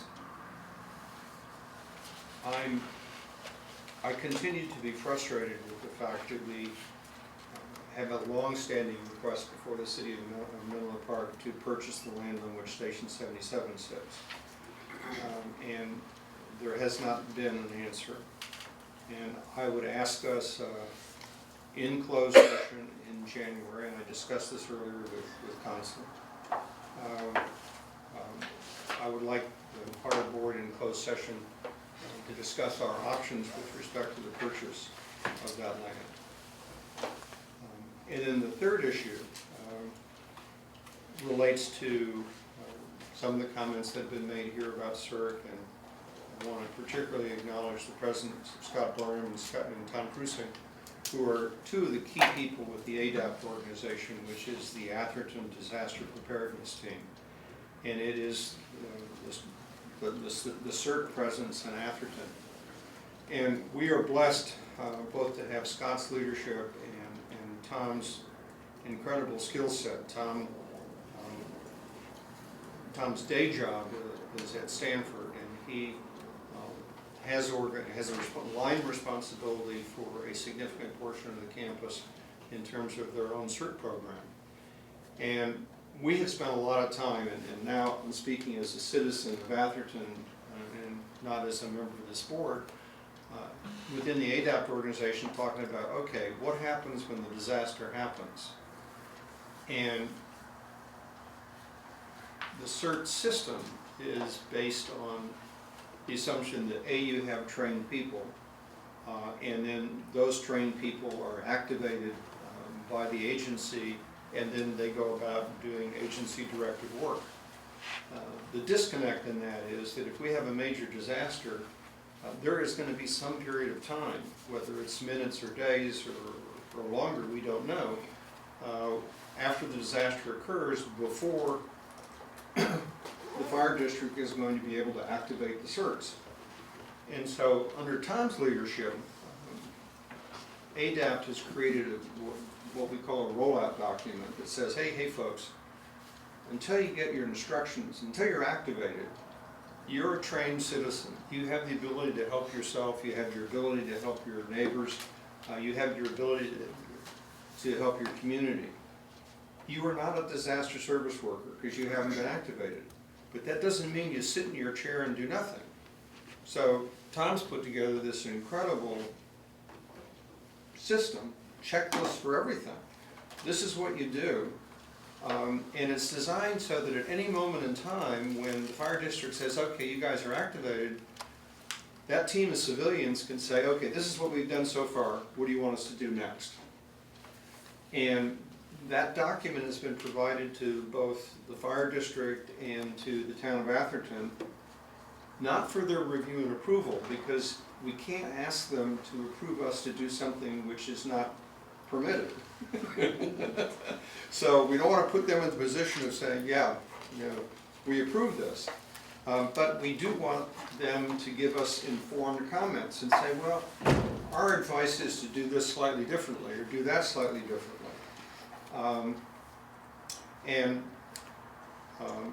I discussed this briefly today with the chief at lunch, and Chief Stevens has got the responsibility of staffing out the comments, the response to those comments. And one of the issues is that I think that when you look at the people within the organization that have basically nurtured the CERT program over the years, they've just done a beautiful job. But we also have to recognize that, you know, those people are obligated to operate in accordance with the law. And so the law says that you're not a disaster service worker until you're activated, and you cannot self-activate. And there's lots of good reasons for that, but that doesn't mean that individual citizens cannot band together and do good things. And so this is one of those gray areas, and I just want to be totally honest with my colleagues on the board. I've been playing both sides of this board, of this issue. You know, I've been collaborating with the guerrillas over there. And at the same time trying to, you know, trying to reinforce the fact that, yes, there will be a time, maybe 2 hours, maybe 2 days, when the fire district is in a position to say to the volunteers, okay folks, line up, you know, we're now in charge. Okay? Thank you. I want to come clean on this. So that's a And I would just ask Scott and Tom if either of them have comments to make about this. Sure, a couple of things. One is, even if you're a CERT trained person, when the poop hits the fan, you know, people tend to forget things. So having a checklist there of, okay, you're the incident commander, here are the 6 things that you need to do, or 16 things. If you're the ops guy, here are the 10 things you need to do, is very, very helpful. And even if you have very minor training or just a good head on your shoulders, having a little bit of a roadmap to tell you what you should be doing. If somebody says, can you be this player, and here's your checklist, is a good thing, right? Even for 24 hours or 48 hours, whatever. You know, and the second thing is that, you know, maybe what Tom has done could serve as a foundation for a district-wide template. And, you know, talking with Carol Parker about this, you know, there may be some interest in trying to establish a common, you know, binder of to-dos, and that all the caches that the fire district has can be staffed with or deployed with these binders of checklists, and you have a ready-made incident command protocol. So, you know, good job by Tom and leveraging his expertise and research in pulling this thing together, and you know, it's a good, I think a good initiative, a citizen initiative here that works with emergency prep, and hopefully it works with the fire district across all the communities. Tom? Our plan covers the first 36 hours, and there's a checklist of every position that you might be able to fill. Whether or not you fill it or not is obviously subject to the number of people who show up. But it will cover the first 36 hours. They literally just pull out and hand it to the person who shows up, and they have 17 or 18 things to do. They check it off when they're done. They communicate back to the IC. We also, in addition, created a neighborhood checklist for the neighborhood coordinators that has already been passed out to all the folks in neighborhood coordinators in Atherton. That is a neighborhood checklist for the neighborhood coordinator. Here are the 23 things you need to do start with number one and delegate and do that. Our goal is that this become a template for the 3 jurisdictions, East Palo Alto, Menlo Park, and Atherton. In the I- county. Just in, fire district, County. right, in the county only. Yeah, unincorporated too. Unincorporated as well, yes. Understanding that the jurisdictions in East Palo Alto and Menlo Park are different than Atherton, the way that the ICs are designed. So the Chief, the front portion of that document would in fact be modified for East Palo Alto and Menlo Park. That first portion for the first 4 hours to reflect the difference in organization between the 3 jurisdictions. I wrote the document for Atherton and its specific locale. I just want to second what Peter said and say, maybe this is an extension of the report I should have made, but as a certain member of Menlo Park, and this idea that we don't self-mobilize, in our Willows cert, we sort of thrown out that idea. We said, sorry, we do, because we need to. And so just, I think yesterday, Steve Tafey published our flood plan, where we go, what we do, the whole thing, for the entire Willows. And I'm making you aware of it, because I don't know if you know that exists. I don't know how much, to what extent you're in communication with Steve about that. But the reality is, it's not that we don't want to be in communication with the district or the county or whatever, but we're not going to count on it. Who knows what's going to happen with communications, and we need to act very quickly. I mean, within the first couple of hours. And this the FEMA model, where it takes about 2 days just to have some idea what's happening, just is not satisfactory. And just, Chief, just to say that,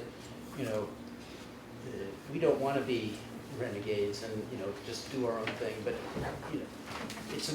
this is one of these challenges, right, between the law and regulations and kind of reality, and just recognizing that and trying to work a compromise so that things can happen and, everybody's kind of satisfied that we got this, they're not crazies, they're doing the right thing until the full activation occurs, I think is a...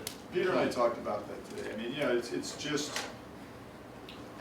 all of you have free will and you fall under a system, but up until the system becomes activated, you can self-organize, which, I don't think we're in opposition to. The only thing with the creek and the flooding, I would caution is Menlo PD, and I know the city's very sensitive about the bridge crossings and, trying to keep people away now and not allowing people to go there. Last time with their wine glasses and, almost as if it was a social event versus it was dangerous, right? So I think you'll probably hear that on the Thursday night meeting from the city. But other than that, I mean, if good could be done and we haven't activated the certs, I mean, that's just your democratic right under kind of the Minuteman concept, I guess, if you will, right? And self-preservation. And our That's plan right. is in fact designed on FEMA regulation. It was designed after my CERT team at Stanford, which had to be totally independent. So it was 19 of us. We redesigned it to fit Atherton. It follows FEMA regulations, DSW regulations. It's modeled after many of the CERTs in the Midwest, which are much, much more independent than ours are out here and much more trained because they have to do more. So that when we get activated or called in DSW, our plan literally does this to your plan. And you literally just could literally say continue what you're doing because you have complete updated information as to where we are and where we're going. So I don't, again, Peter and I discussed it. I'm not too worried. I know there's this fear that the district, that I don't think we're going to be the issue. Law enforcement might have some more issues. The cities or jurisdictions might have more issues. I don't think at least I don't have those issues, I mean, you're trying to do a good thing. Thank you. And one of the values of the rollout plan that Tom structured is that at such time as the fire district is sort of ready to activate the CERT system, instead of starting from scratch, you'll have a complete report as to what's going on in the community. We will have done neighborhood assessments. We will be able to give you sort of a hit list of things that cannot be managed by citizen resources. And as you know, from your own personal experience, one of the real problems in a big disaster is that organizations go blind. You know, you don't know what's going on out there. And you're sitting in a command center with no windows and no connectivity to the outside world, you're in the dark. Well, we're going to be the eyes and ears of the district. And when you're to the point where you want that input, thanks to Scott and Tom's leadership, we're going to be able to give you a status report on the community. So Tom, thanks so much for doing that. I think it's going to be a huge, huge resource. Thank you. It was Just my have honor. to get it integrated into the rest of the rest of the district. And I couldn't have done it without the support of Scott, Peter, and the rest of the ADAP team that, you know, just kept very positive. And as we went through revision after revision, we started in June and completed on September 1st and then went through final revision. So again, I want to thank ADAP because without their support, we could not have done this. Thanks, Scott. Thank y'all Thank both for you. your leadership. You're welcome. And thanks, Peter, That's for all being I a have. gorilla. Okay. Can I say one last thing to that? Because sometimes what I get worried about is, you know, the belief that you can't autonomously have action, you know, which is a dangerous thing in a lot of ways. So, you know, we're not here to control you guys. We're here to, you know, you're the community. We work for you, right, arguably. And so, you know, I think sometimes that perception gets skewed that, you know, it's all on us, or, you know, Lauren's just asking what happened during, you know, 9/11 or the '89 quake. Well, it takes individual action, so I'm not against that. In fact, it's better if we trained you. It's actually truer to what those programs originally started out to be, is somebody's doing something, you know, which is a good thing. Well, you know, Lauren, you know, 9/11 is a great example. We deployed a team to New York, and we as citizens in this community put together in this room a 24/7 support system. We arranged to have a company in New York City be there for those guys. And there were no rules or regulations on that, we just did it. Made it up. Thanks, Peter. Rob, Okay. any Let me reports? stop eating. Okay.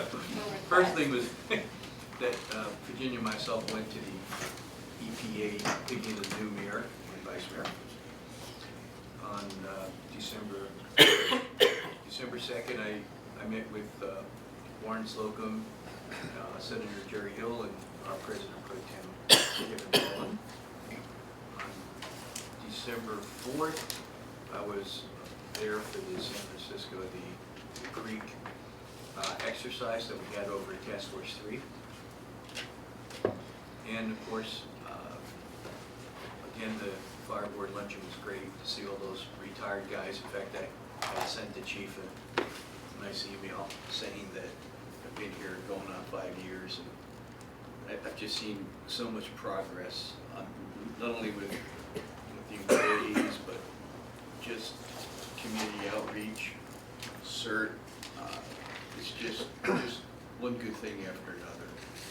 And lastly, I want to thank Virginia for her term as president. She did a really great job. She put all those little hanging things out there, put them all together for us, so we were able to go forward. And we have a great team here. You know, we may not always agree with everything, but we do have a good team. And one thing, we always make sure everyone gets their say and contributes the way they feel. So, thank you. Thanks, Rob. Greg? I went to city council and assisted the CERTs when they had the drill out at the rescue site. Other than that, it's pretty quiet. Okay. Okay, so, the finance committee, I know there was a meeting this month. Anything of import was handled in the consent calendar, Okay. the treasurer's report Yeah. and so forth. Okay, great. And there's gonna be a meeting in January, is that even scheduled? Well, they didn't know if they could schedule because it had been Oh. canceled, and so there was some Yeah, and if I can say something too, scheduling of that, I think is gonna be difficult because of the, we're gonna be shut down coming back on the 4th, which the 5th would be the normal day that we would have it. We're not gonna be prepared with reports or things that, we would have been doing in the prior 2 weeks.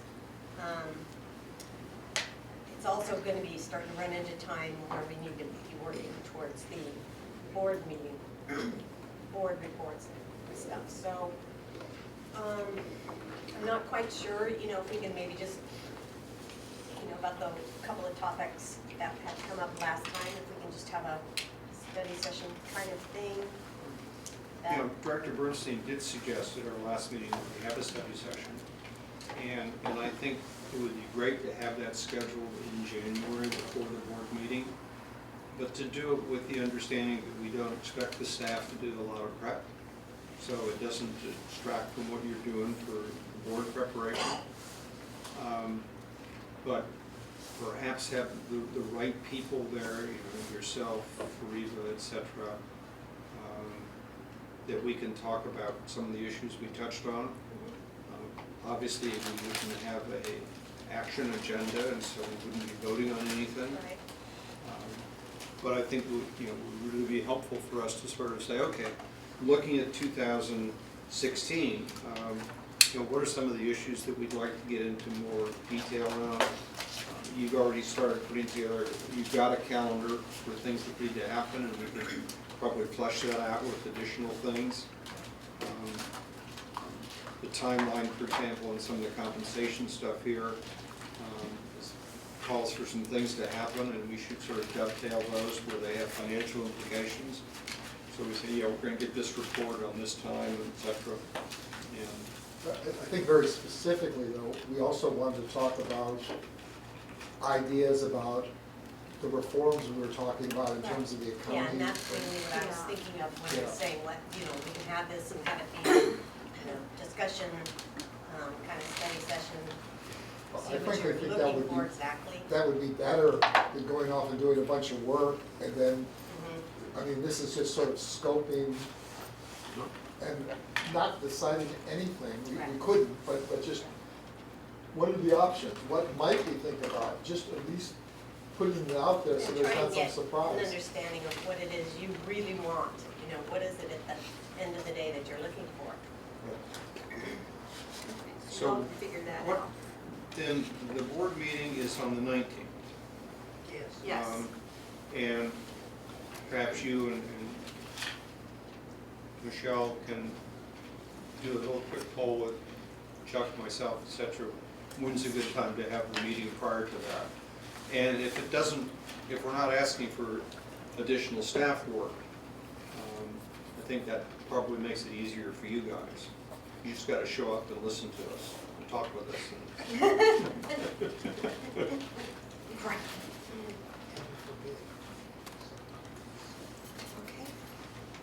I think a lot of the liaison reports might have been covered just now, but if not, any liaison reports? Oh, no, you asked me about finance already. Liaison. Oh, liaison, I'm sorry, I did know, said Okay. yes. I've done it online. Yeah, Robin, okay. Rex? No. Okay. Okay, now the chief's report. Thank you, Harold, Well, for your report. Before I go there, and Michelle will help me. So we have two certificates for you tonight. One is for Director Solano, the other one's for Director Crawley, and they read from the County of San Mateo Certification of Election, certify that Rob Solano and Virginia Crawley were appointed to the office of the Board of Directors of the Fire District in lieu of holding the Consolidated Municipal School and Special District all-male panel election in San Mateo County on the 3rd day of November 2015. In witness hereof, I have hereunto set my hand and affixed my official seal this 24th day of November 2015. Boy, that rolls off the tongue really easily. Right. Mark Church, Chief Elections Officer, Assessor, County Clerk. Very nice certificate that we have for both of you. And so that makes it, I guess, Official. official. Official. Yes, I guess your official shingles, certified, right? yeah. Is that what they call it, the shingle? Yeah, the shingle. Put this in my car window. Thank you. Yeah, there you go. Might get free parking downtown Mello with that. Maybe not. I bet you they'll write me a ticket. Probably not, I yeah. bet you they'll write me a ticket. Probably a ticket. It's worth a try though. Exactly, or tow. So Harold, did you have anything you wanted to I touch do have on? two things. One Director Carpenter asked about, so I'll comment on that. The other one is, and I know they're not here anymore, but hopefully they'll watch the tape. So there was a change, as you can see tonight, with the Association / Firefighters Union, and Ken Oliver's the new president. Rob Johnson stuck his head in. To Tony and Randy, I was able to have breakfast with them recently, and obviously, you know, credit to them as well as Aaron McDonald for the contract negotiations and how they, you know, handled themselves and, you know, that were successful. So it wasn't just all on the district staff side or all on the board side. It took them as well, I think, through a process to come to resolution, and it's good. It's been good for everybody, and I think we all see that. The other thing that happened that's in there is just a notation, which is, and you know this, is the union chose not to appeal the decision from the Ninth Circuit Court, which had to do with the FLSA and the 2 counts that were originally put against the district, but the district prevailed. So that's another, and actually is the last thing I think that was out there legally between the district and the union. So the good news is they did not choose to petition for that to go on to the Supreme Court, and so that has now officially resolved itself as well. Then to Director Carpenter's question that he asked me, which is regarding the San Bernardino terrorist attack, and essentially where are we in terms of discussions with our local law enforcement and preparedness, and if we were to have a mass casualty event, how would we behave in that type of a situation? You know, some of that I wouldn't want to talk about in a public setting that's being taped, but part of it I will. I think we're fairly prepared, but I say that with the caveat that even law enforcement perceives this new threat in a different way.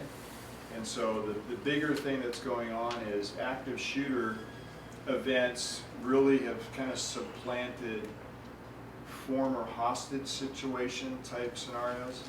I mean, so even in Paris, where they mentioned that they were holding the victims hostage, you know, I hate to say it, that there were no hostages and there were people who were slaughtered in there. And that's the difference. So, you know, I think law enforcement has recognized that it needs to move quickly with overwhelming force. That's difficult in smaller agencies only because you're going to get a lot of help from a lot of people that don't work in your agency. So there's been some recent dialogue between myself and all of the police chiefs, and what I reported to Director Carpenter today is we're not necessarily the lead agency on this, but I think we're probably one of the better planning agencies that's out there to work with law enforcement, and we got our own homework to do as well. But you know, we've been doing some active shooter training in the past. It was done by others, and now we're probably going to take more control over that and then work more closely with our partners in law enforcement. So to make you feel better, if that's what it takes, although, you know, hopefully nothing ever happens, I've been in touch with the CHP commander, the sheriff, all 3 of our police chiefs, and we've been having some good dialogue about how to ratchet up if we needed to. And, you know, we're not where we need to be yet, but I think everybody's of the mind that we need to do a better job collectively together. I think today things would happen, you know, but they would happen in a better way if we were to work closer together on this, and they're committed to doing that. So they get it. Again, we're not the lead agency on one of those types of events, but I think we're a good coordinating agency, only because, you know, as you saw in San Bernardino, those original officers are going to go inside the buildings. So then how do we support that? And, you know, we need to change our tempo a little bit as well, which we've kind of gone back to more of a wait for law enforcement to tell us that the scene is quote-unquote code 4, it's clear, there's no threat. In these types of scenarios, you're not going to know that for a long period of time, that there's not a risk or a threat. So, you know, we have to change what we're doing as well, and we've been having some discussion about what we would do in those situations as well. So I think it was a fair question. You know, the pat answer is there are plans, there's mechanisms. You know, I think even beyond that, from those of us that have been to some of the big events where we've had bombings and other things, and not necessarily just shootings, you know, all that combined together is, you know, almost overwhelming. But I think we can do a better job of practicing together and training together in a realistic scenario. We've been talking about doing that actually as well. So we're going to take, I think, more of a leadership role in, you know, supplying a site to do that, which is our training facility, and supporting that for everybody's benefit. And I'd like to just sort of pick up on our conversation we had earlier today. You know, one of the real challenges for us, as the Chief pointed out, used to be active shooter. You sort of stand back and, well, in the hostage situation, and you bring in negotiators and stuff like that. But it's now, in an active shooter case, you know, people are getting killed, people are getting injured, and we have the ability, if we move in quickly, to save lives. And so there's going to be a real challenge between coordinating the fire district's work with law enforcement so that we can move in quickly but safely. And that's going to, and it may well come back to the board in terms of some new equipment needs and things like that to protect our people. But we just need to think differently, because the old model just doesn't work anymore. And we have on our staff in the fire district people who can save lives, but they can't save lives standing outside looking. They're going to have to go in, and they're going to have to be there, and we have to figure out a way to work with law enforcement so that they can do that as safely as possible. Just to comment real quickly, there is a new trend that's been happening for a couple of years now to do exactly what you're talking about. It's called force protection. It's now where they're realizing the fire can't stand on the outside for an hour now when people are dying inside. Also the police, they used to wait, contain the individual, get a team together. Now they're going in with 1 or 2 officers to neutralize, engage the person, take the fire on themselves. Well, the force protection is 1, 2, maybe 3 officers that are armed who would actually lead a team of 2 or 3 fire medics in with them to either grab the patient and drag them out or start treatment in a protected area, because Director Solano knows to clear a building of any size to truly clear it to law enforcement standards takes a while. So that is the trend. That's what's happening across the nation. Our job right now is to get our 4 agencies, when you count the sheriffs in there, get the coordinated training with them. And I think we've had a few conversations, and I know Menlo police chiefs on board. And then for the protection part of it, we are due to update our ballistic vests. And so we're doing that, and we're also looking at also the helmets included, because it's kind of critical as we move towards that direction. So, well, Chuck has. Oh, Chuck. Well, I want to add a dimension that you haven't, I think that's really important, and I want to encourage that. But I want you also to think about the response of the people inside the building. And as somebody who operates schools and child care centers, we've been getting the wrong advice for a very long time. We just, our meeting last week, we're starting to talk about the new thinking. The research has come out that the original thing of lockdown and shelter in place and all is turning out to be very bad advice.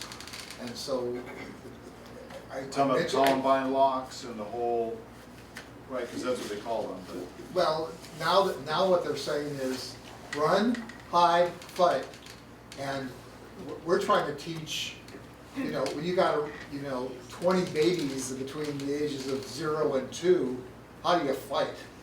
But there are ways to do it, and there's ways, just sitting there waiting for people to go door to door with AR, 17s or whatever. I mean, it doesn't make sense. So I mentioned this almost in the notion of what we're doing with CERT.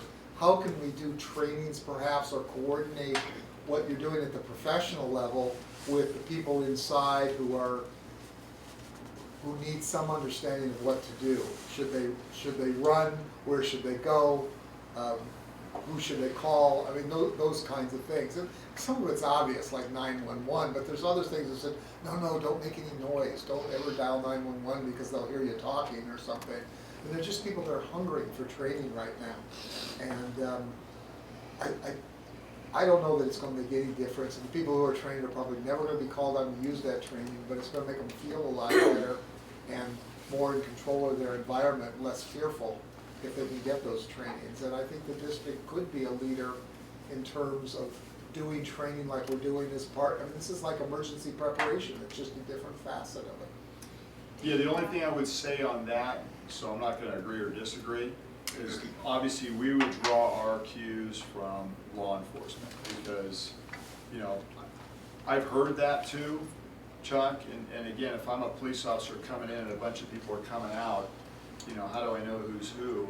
So I'm not gonna say it's a good or bad thing. I think part of, we were just at a unified command class, which had a lot of good dialogue. I'm glad we went as the command officers as well. Because there's, you know, the problem that you have is, and Rob could probably echo this, because this is his world, but is you have an event and then people say, well, this is what you do. So it's based on one thing and one thing that happened in a certain way. And then you get another one, and then, you know, maybe it doesn't work so well. So, you know, Aurora at the theater, where, you know, law enforcement said, well, it's better if you throw all these people in patrol cars, right, and take them to the hospital. Well, you know, we heard that from a fire perspective, where you got to do triage and different things to try and save them right there, medically intervene. That's not necessarily the right way to do it either. So what's the right way? We've been having a lot of discussion about command and control, unified command, I mean, and being more joined together with a common operating plan. And that's not been in every one of these events. So you got, you know, again, you got to be careful on all of them. But the good news is the chief officers, and Dawn hit it, we're talking internally, we're talking with the law enforcement entities that we have here, and I think we just need to do a collective, better job of communicating, working together. And now that we have a board president as well that's got some law enforcement background this next year, it's probably going to be apropos and, you know, a good fit for some of that too. So. Yeah. And Don's absolutely right. You know, tactically, with you can call it HURT, you can call it SWAT, whatever those special operations groups are. They've always had the paramedic and the EMT. That's even with the Justice Department, we always had an EMT that was part of a five-woman team that would do the entries. And one of those individuals would be trained in firearms and would be a tactical person, and if the situation persisted, would be a medical person. AMR has a tactical group that will respond to those types of things. But as both chiefs said, I mean, police have to be in control. Or someone with that authority has to be in control. And I think we're in the right direction, except I don't think any of our police departments within our jurisdictions have a HURT team or a SWAT team. They depend on the county centralized team, which they contribute members to. But I don't know if there's a full training complement. Or are they working on Just so the that? board does know that we do support county SWAT team. You're correct, is the only the team there is. But Menlo Fire, we do support the county SWAT team. We have one trained tactical medic right now, and we're putting another one through the system. So those two people, we're putting through this training not only for our education in the future, but they do get called out to go with the SWAT team. Well, that would, you know, as a board person and having the experience in that, I would definitely urge us to go forward with that, than to put an engine truck of four or five firemen to go in there and assist with the situation. You need a tactically trained person to do those entries. Peter? Yeah, the other thing that is involved, and I give a lot of credit to Chief Stevens for this, is that one of the things that he's emphasized in terms of the CERT community is skill training. And we've had two really good skill training programs, one of which was traffic control and the other which was flood response. And it taught those of us who participated in it some of the basic elements of how you control traffic and how you deal with flood control. One of the things I would encourage you to talk to your law enforcement colleagues about is, would it be useful for you to have a CERT class where CERT people can be trained in terms of some degree of sort of crowd control and some, you know, sort of perimeter kinds of things, so you don't have to use your scarce resources on the outside, but you can use them to perhaps set up a perimeter around an aid station. Do things like that. Because it's been my experience in those periods of, when there's a real crisis kind of thing, there's a lot of milling around. I mean, like you said with the flood, people going down to, well, if you just got some people there that got CERT vests on and say, no, now obviously they don't have any law enforcement authority, but they're members of the community, other people recognize them as such. It's a resource you might want to think about. Much like the traffic control class, this is what you can safely do, but don't stand out in the middle of the street, and so how can we help when suddenly you got a bunch of CERT people who show up at a disaster scene? What do you want us to be trained to do? And maybe the answer is nothing. Or maybe there is a useful role for people like that in a situation like this. Well, I think where there's a use for that, and I'll say mostly to the individuals and help from those individuals, is in advance of any event. And now that some of the businesses, Facebook as an example, are getting more serious about their own people being trained. So, in our corporate or business world, there's more outreach by law enforcement. I think people are concerned, they want to have some of their own capability. And so, I think there is some opportunity to use trained CERT personnel to go into some of these scenarios with these companies and then train some of those folks, almost like Peter Otake had mentioned, to train the businesses. And I think there's an opportunity to do that. Years ago, and Peter, you remember this because you were kind of part of it, when I did my stint with that NATO project that I worked on, the Israelis and the Russians were there, and the Russians had already just had the school bombing, and where they'd taken all the kids, and most of those people died, including the first responders trying to go in. So it's very similar to what we're dealing with today. It's kind of ironic. And the Israelis, which is a whole different mindset, I know you know this too, they don't do memorials, and they clean up sites relatively quickly. They don't mess around and leave things out for a long period of time, so people who like to look at what they just did, they don't, it's almost like graffiti and paint it over before anybody gets to see it. So I think, there's a whole mindset that we don't have that we need to change, and I think there's been at least some good preliminary dialogue about how we need to behave differently and change things. Well, you raised an interesting question, and given the people that we have involved in the CERT program, one of the things I think that they might, with the right training, etc., they might be very good groups of people to talk about the recovery phase. Yeah. How do you work with people after the fact? What are because the agencies are all going to be going back to doing their day-to-day stuff. So how can we build a pre-organized community response that says, okay, we've got a team of people that are going to come in here and they are going to help this organization, this entity in the recovery phase. Well, and that's why when you talked about the planning, the concern, the autonomous action. I think part of the problem we have now is you want to take people who feel powerless to feel powerful, and part of that is knowing what to do, doing something, and understanding that you need to do it yourself. And I think that's what's missing in some of these equations we're hearing about is, the message isn't being sent the correct way. So, terrorists win when people are fearful, right? Then they're powerful, but we're powerful when you can kind of take your destiny into your own hands, and I think it's not a strong enough message out there right now.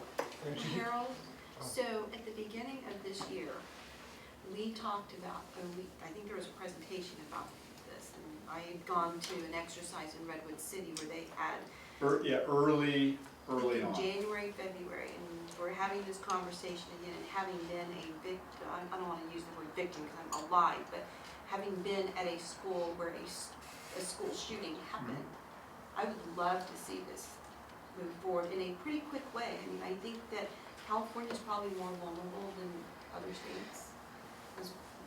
Well, I think you have, from what I've seen so far with the law enforcement entities, at least from the top spot, it's all in, because they're seeing it too.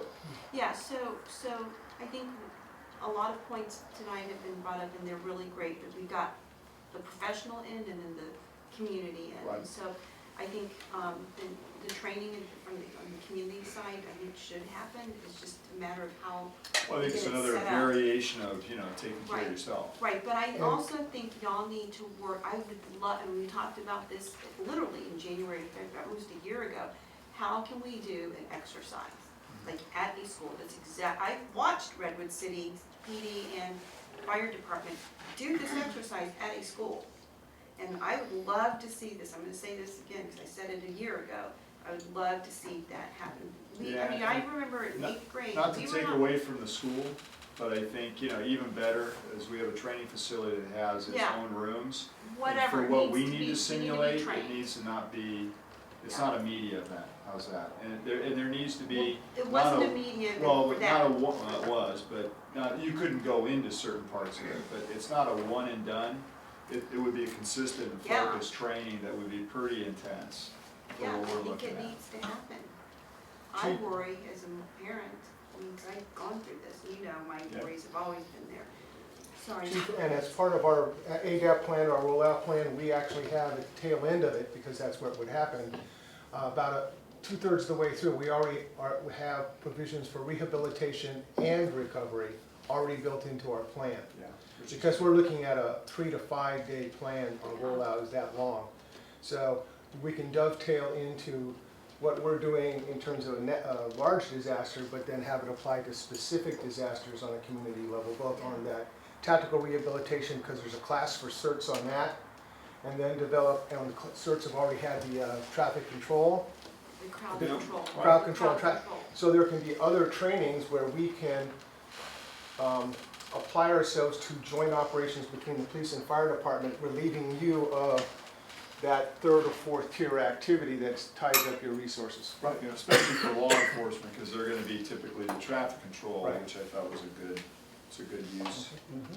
So I mean, more to come is the bottom line. And I think that what we've been doing as a district is trying to sharpen those skills. Rather than saying, okay, we're gonna train everybody to do everything, we're saying, okay, we're gonna have a nucleus of people who know how to do traffic control, we're gonna have a nucleus that can do flood stuff, a nucleus that done shelter training. Would seem a couple of other things, sort of, helping support triage units, that kind of thing. Where you've got resources that you trust, and basically their job is to just get people lined up for the triage units. It's a very interesting area in terms of prioritizing. Where are the things where we can make the most difference? So I thought it was a good question, Peter. I mean, hopefully, Well, yeah, thanks. hopefully I've answered as best we could. I think Dawn did a good job of operationally.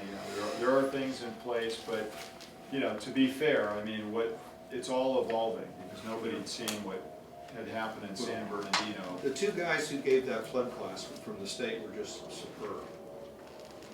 And I was stunned. I'd never known before that you don't fill up a sandbag. Never thought about that. Menlo's gonna have a training on Thursday, or at least a presentation on it, so. Okay, any other thing you want to add to your chief's report? You No, wanna that's add it. I just wanna make anything sure we answered Director Carpenter's questions. about Weekend acres, do you want to add anything? On Weekend Acres, the only thing I would add is, I think that it's, what we're doing is the right methodology to address working with the community, the neighborhood, and not just submitting our own proposal. And, just so you know, I had gotten a call from the county fire chief who was concerned. I think that's been alleviated, unless I'm lulled into some level of false security here, but I'll still have legal counsel look over the automatic aid agreement, but if the neighborhood signs on the dotted line too, then it's gonna be a pretty compelling, reason to do this. So it doesn't mean we get the money, it just means that, that's a separate It's a whole- negotiation with the county, It's I not the mean. money, but it's the money. Okay. We do what's right, and then we try to get paid for it. not Correct. the There you reverse. go. Right. Chuck? Pretty simple. I had a question just about the lawsuit. I wasn't here, so I don't know the history. Did Local 2400 file charges both at the state level with those FERD charges? and go to federal court with FLSA? So the FLSA was separate than the PERB, and they brought in a national attorney from the international, and then they paid, the national paid for this, so it wasn't on the local. But the local had to file, and the local had to have people that were willing to be complainants and so forth. So they filed, I forget what local court it was, but they lost both counts there. They appealed to the Ninth Circuit, lost again on both counts, and then had 90 days to appeal to the Supreme Court, who could or didn't have to take the case, and they chose not to do that. So There were a few other appellate jurisdictions that they already had decisions on, and they were hoping that the Ninth Circuit, because it's so most liberal, would rule in their favor, so they would have, what was it, 2 and 3 or 2 and 2? yeah, there was 2 and 2, I believe. This would be 3 and 2. So that's why the national got interested, because they wanted to do the 3 and 3, and then bring it to the Supreme Court to force their hand. Right. And it didn't work out, so I think that's basically the big reason why they didn't go forward. I actually mentioned as a chief advisor at the National Fire Academy for my course last board meeting that I wasn't here. Class full of fire chiefs from all across the country, and 3 of them asked me about this case because it had national implications. Yeah, I was hoping to stand by. And they were hoping for the Ninth Circuit to come through, but it Good didn't. news is, it's all resolved now, right? So, we'll never have to deal with it anymore. Because of the district court judge, he was the police officer. And so it basically upheld that whatever procedures we were using, it said those were Correct. acceptable, and we are still using those procedures? Yeah, so essentially, the biggest one in the whole thing was, if we need to move a firefighter, we can do that. So we can call you up at home and say, you know, we need you to go to station 4, and maybe that person's equipment's at station 2. It's incumbent upon them to go to station 2, pick up their equipment, and go to station 4. If we notify you before you go off on your 4-day, one of the comments back, or beliefs that they had was, well, the equipment's so dirty. Well, we have 2 sets of equipment. It's in a bag. You can put the bag in a plastic bag, because there was some concern about contamination of their vehicles and their families being exposed and so forth. And none of that really held up with the court. So, I mean, I'm not going to tell them how to do it, but they want to pick it up at the firehouse, they want to take it home with them, that's their call. I used to throw it all in my vehicle, and you know, we had a lot more fires back then than we have now. Notwithstanding that, you know, we're more concerned about cancers and everything else, but, you know, quite honestly, I mean, we didn't have second sets of turnouts, and, you know, when I took my gear home, I'd wash it at home and then bring it back. So, you know, there's a lot of different ways to skin the cat, but the bottom line is we don't need to pay 30 minutes of travel time on the front end and on the back end, which is essentially what was being requested. So to go to that non-home station and then go to another station was really where they were asking for about 30 additional minutes of time on both ends of their work tour, which would have been another hour on 48, so it would have been a 49-hour day or a 25-hour day, depending on how it worked out. Did we change any of our procedures based on the filing of the suit, and we're gonna go back to old procedures? Or? Well, I mean, you know, again, we've through the good graces of the board and the smarts of the staff, including a safety committee that's interactive, that represents labor. You know, we've looked at safety practices, we've looked at, you know, decontamination. We now have a service that does that for us. We don't even do it in-house anymore. We have second sets of equipment. You know, I think we're doing everything you need to do to be as safe as you can be, given the, you know, nature of our business and the risk that there is, and, you know, the contaminants that the environments we work in. So I think we're all pretty careful about how we approach that these days. Thank you. You're welcome. Any other? Please. Okay, public comment number 3. I have a question. I know this is on the agenda, but I can't help it. Peter, to your question to Harold and everybody, Scott and Tom, we all know the Atherton PD is much more agreeable, if you will, with working with the 13. I would like to engage the Bob Johnson from Menlo, the police chief from EPA, and have them tell us, okay, we have all this training. We'd love to see you guys do this. Don't even go here. I think it might be more important, equally important, to get their take on this thing from the law enforcement side, even though we have all this training. That's great for us. Their take on it may not be as high as ours. Say more, because I'm still not quite, what do you want who to do? No, here the chief of police come in, or their designate, their commander, whether it's East Palo Alto and Menlo Park, and say, this is our program, this is our level of training, our skill set for not everybody, but certain people, and in a given type of an event, this is what we're trained to do. And let them say, that's perfect, go ahead, or no, don't even think about it. Well, you know, here you have the dilemma of asking for endorsement, and as Scott and Tom and I decided that we didn't want to ask for approval from the police department because that put them in a position of saying yes or no. And we just basically took the Navy rule, which is it's easier to ask for forgiveness than permission. Right, of course. And so I think that what I would hope would happen was after we get feedback from Atherton PD and after we get feedback from Menlo Fire on the rollout plan, that rollout plan then be taken by people who reside in other communities, and you then begin trying to market that in those communities. But I would encourage you not to ask the PD for approval or disapproval. That's right. Because if you put them in a position of asking for approval or disapproval, you're not. That's not going to yield a good outcome.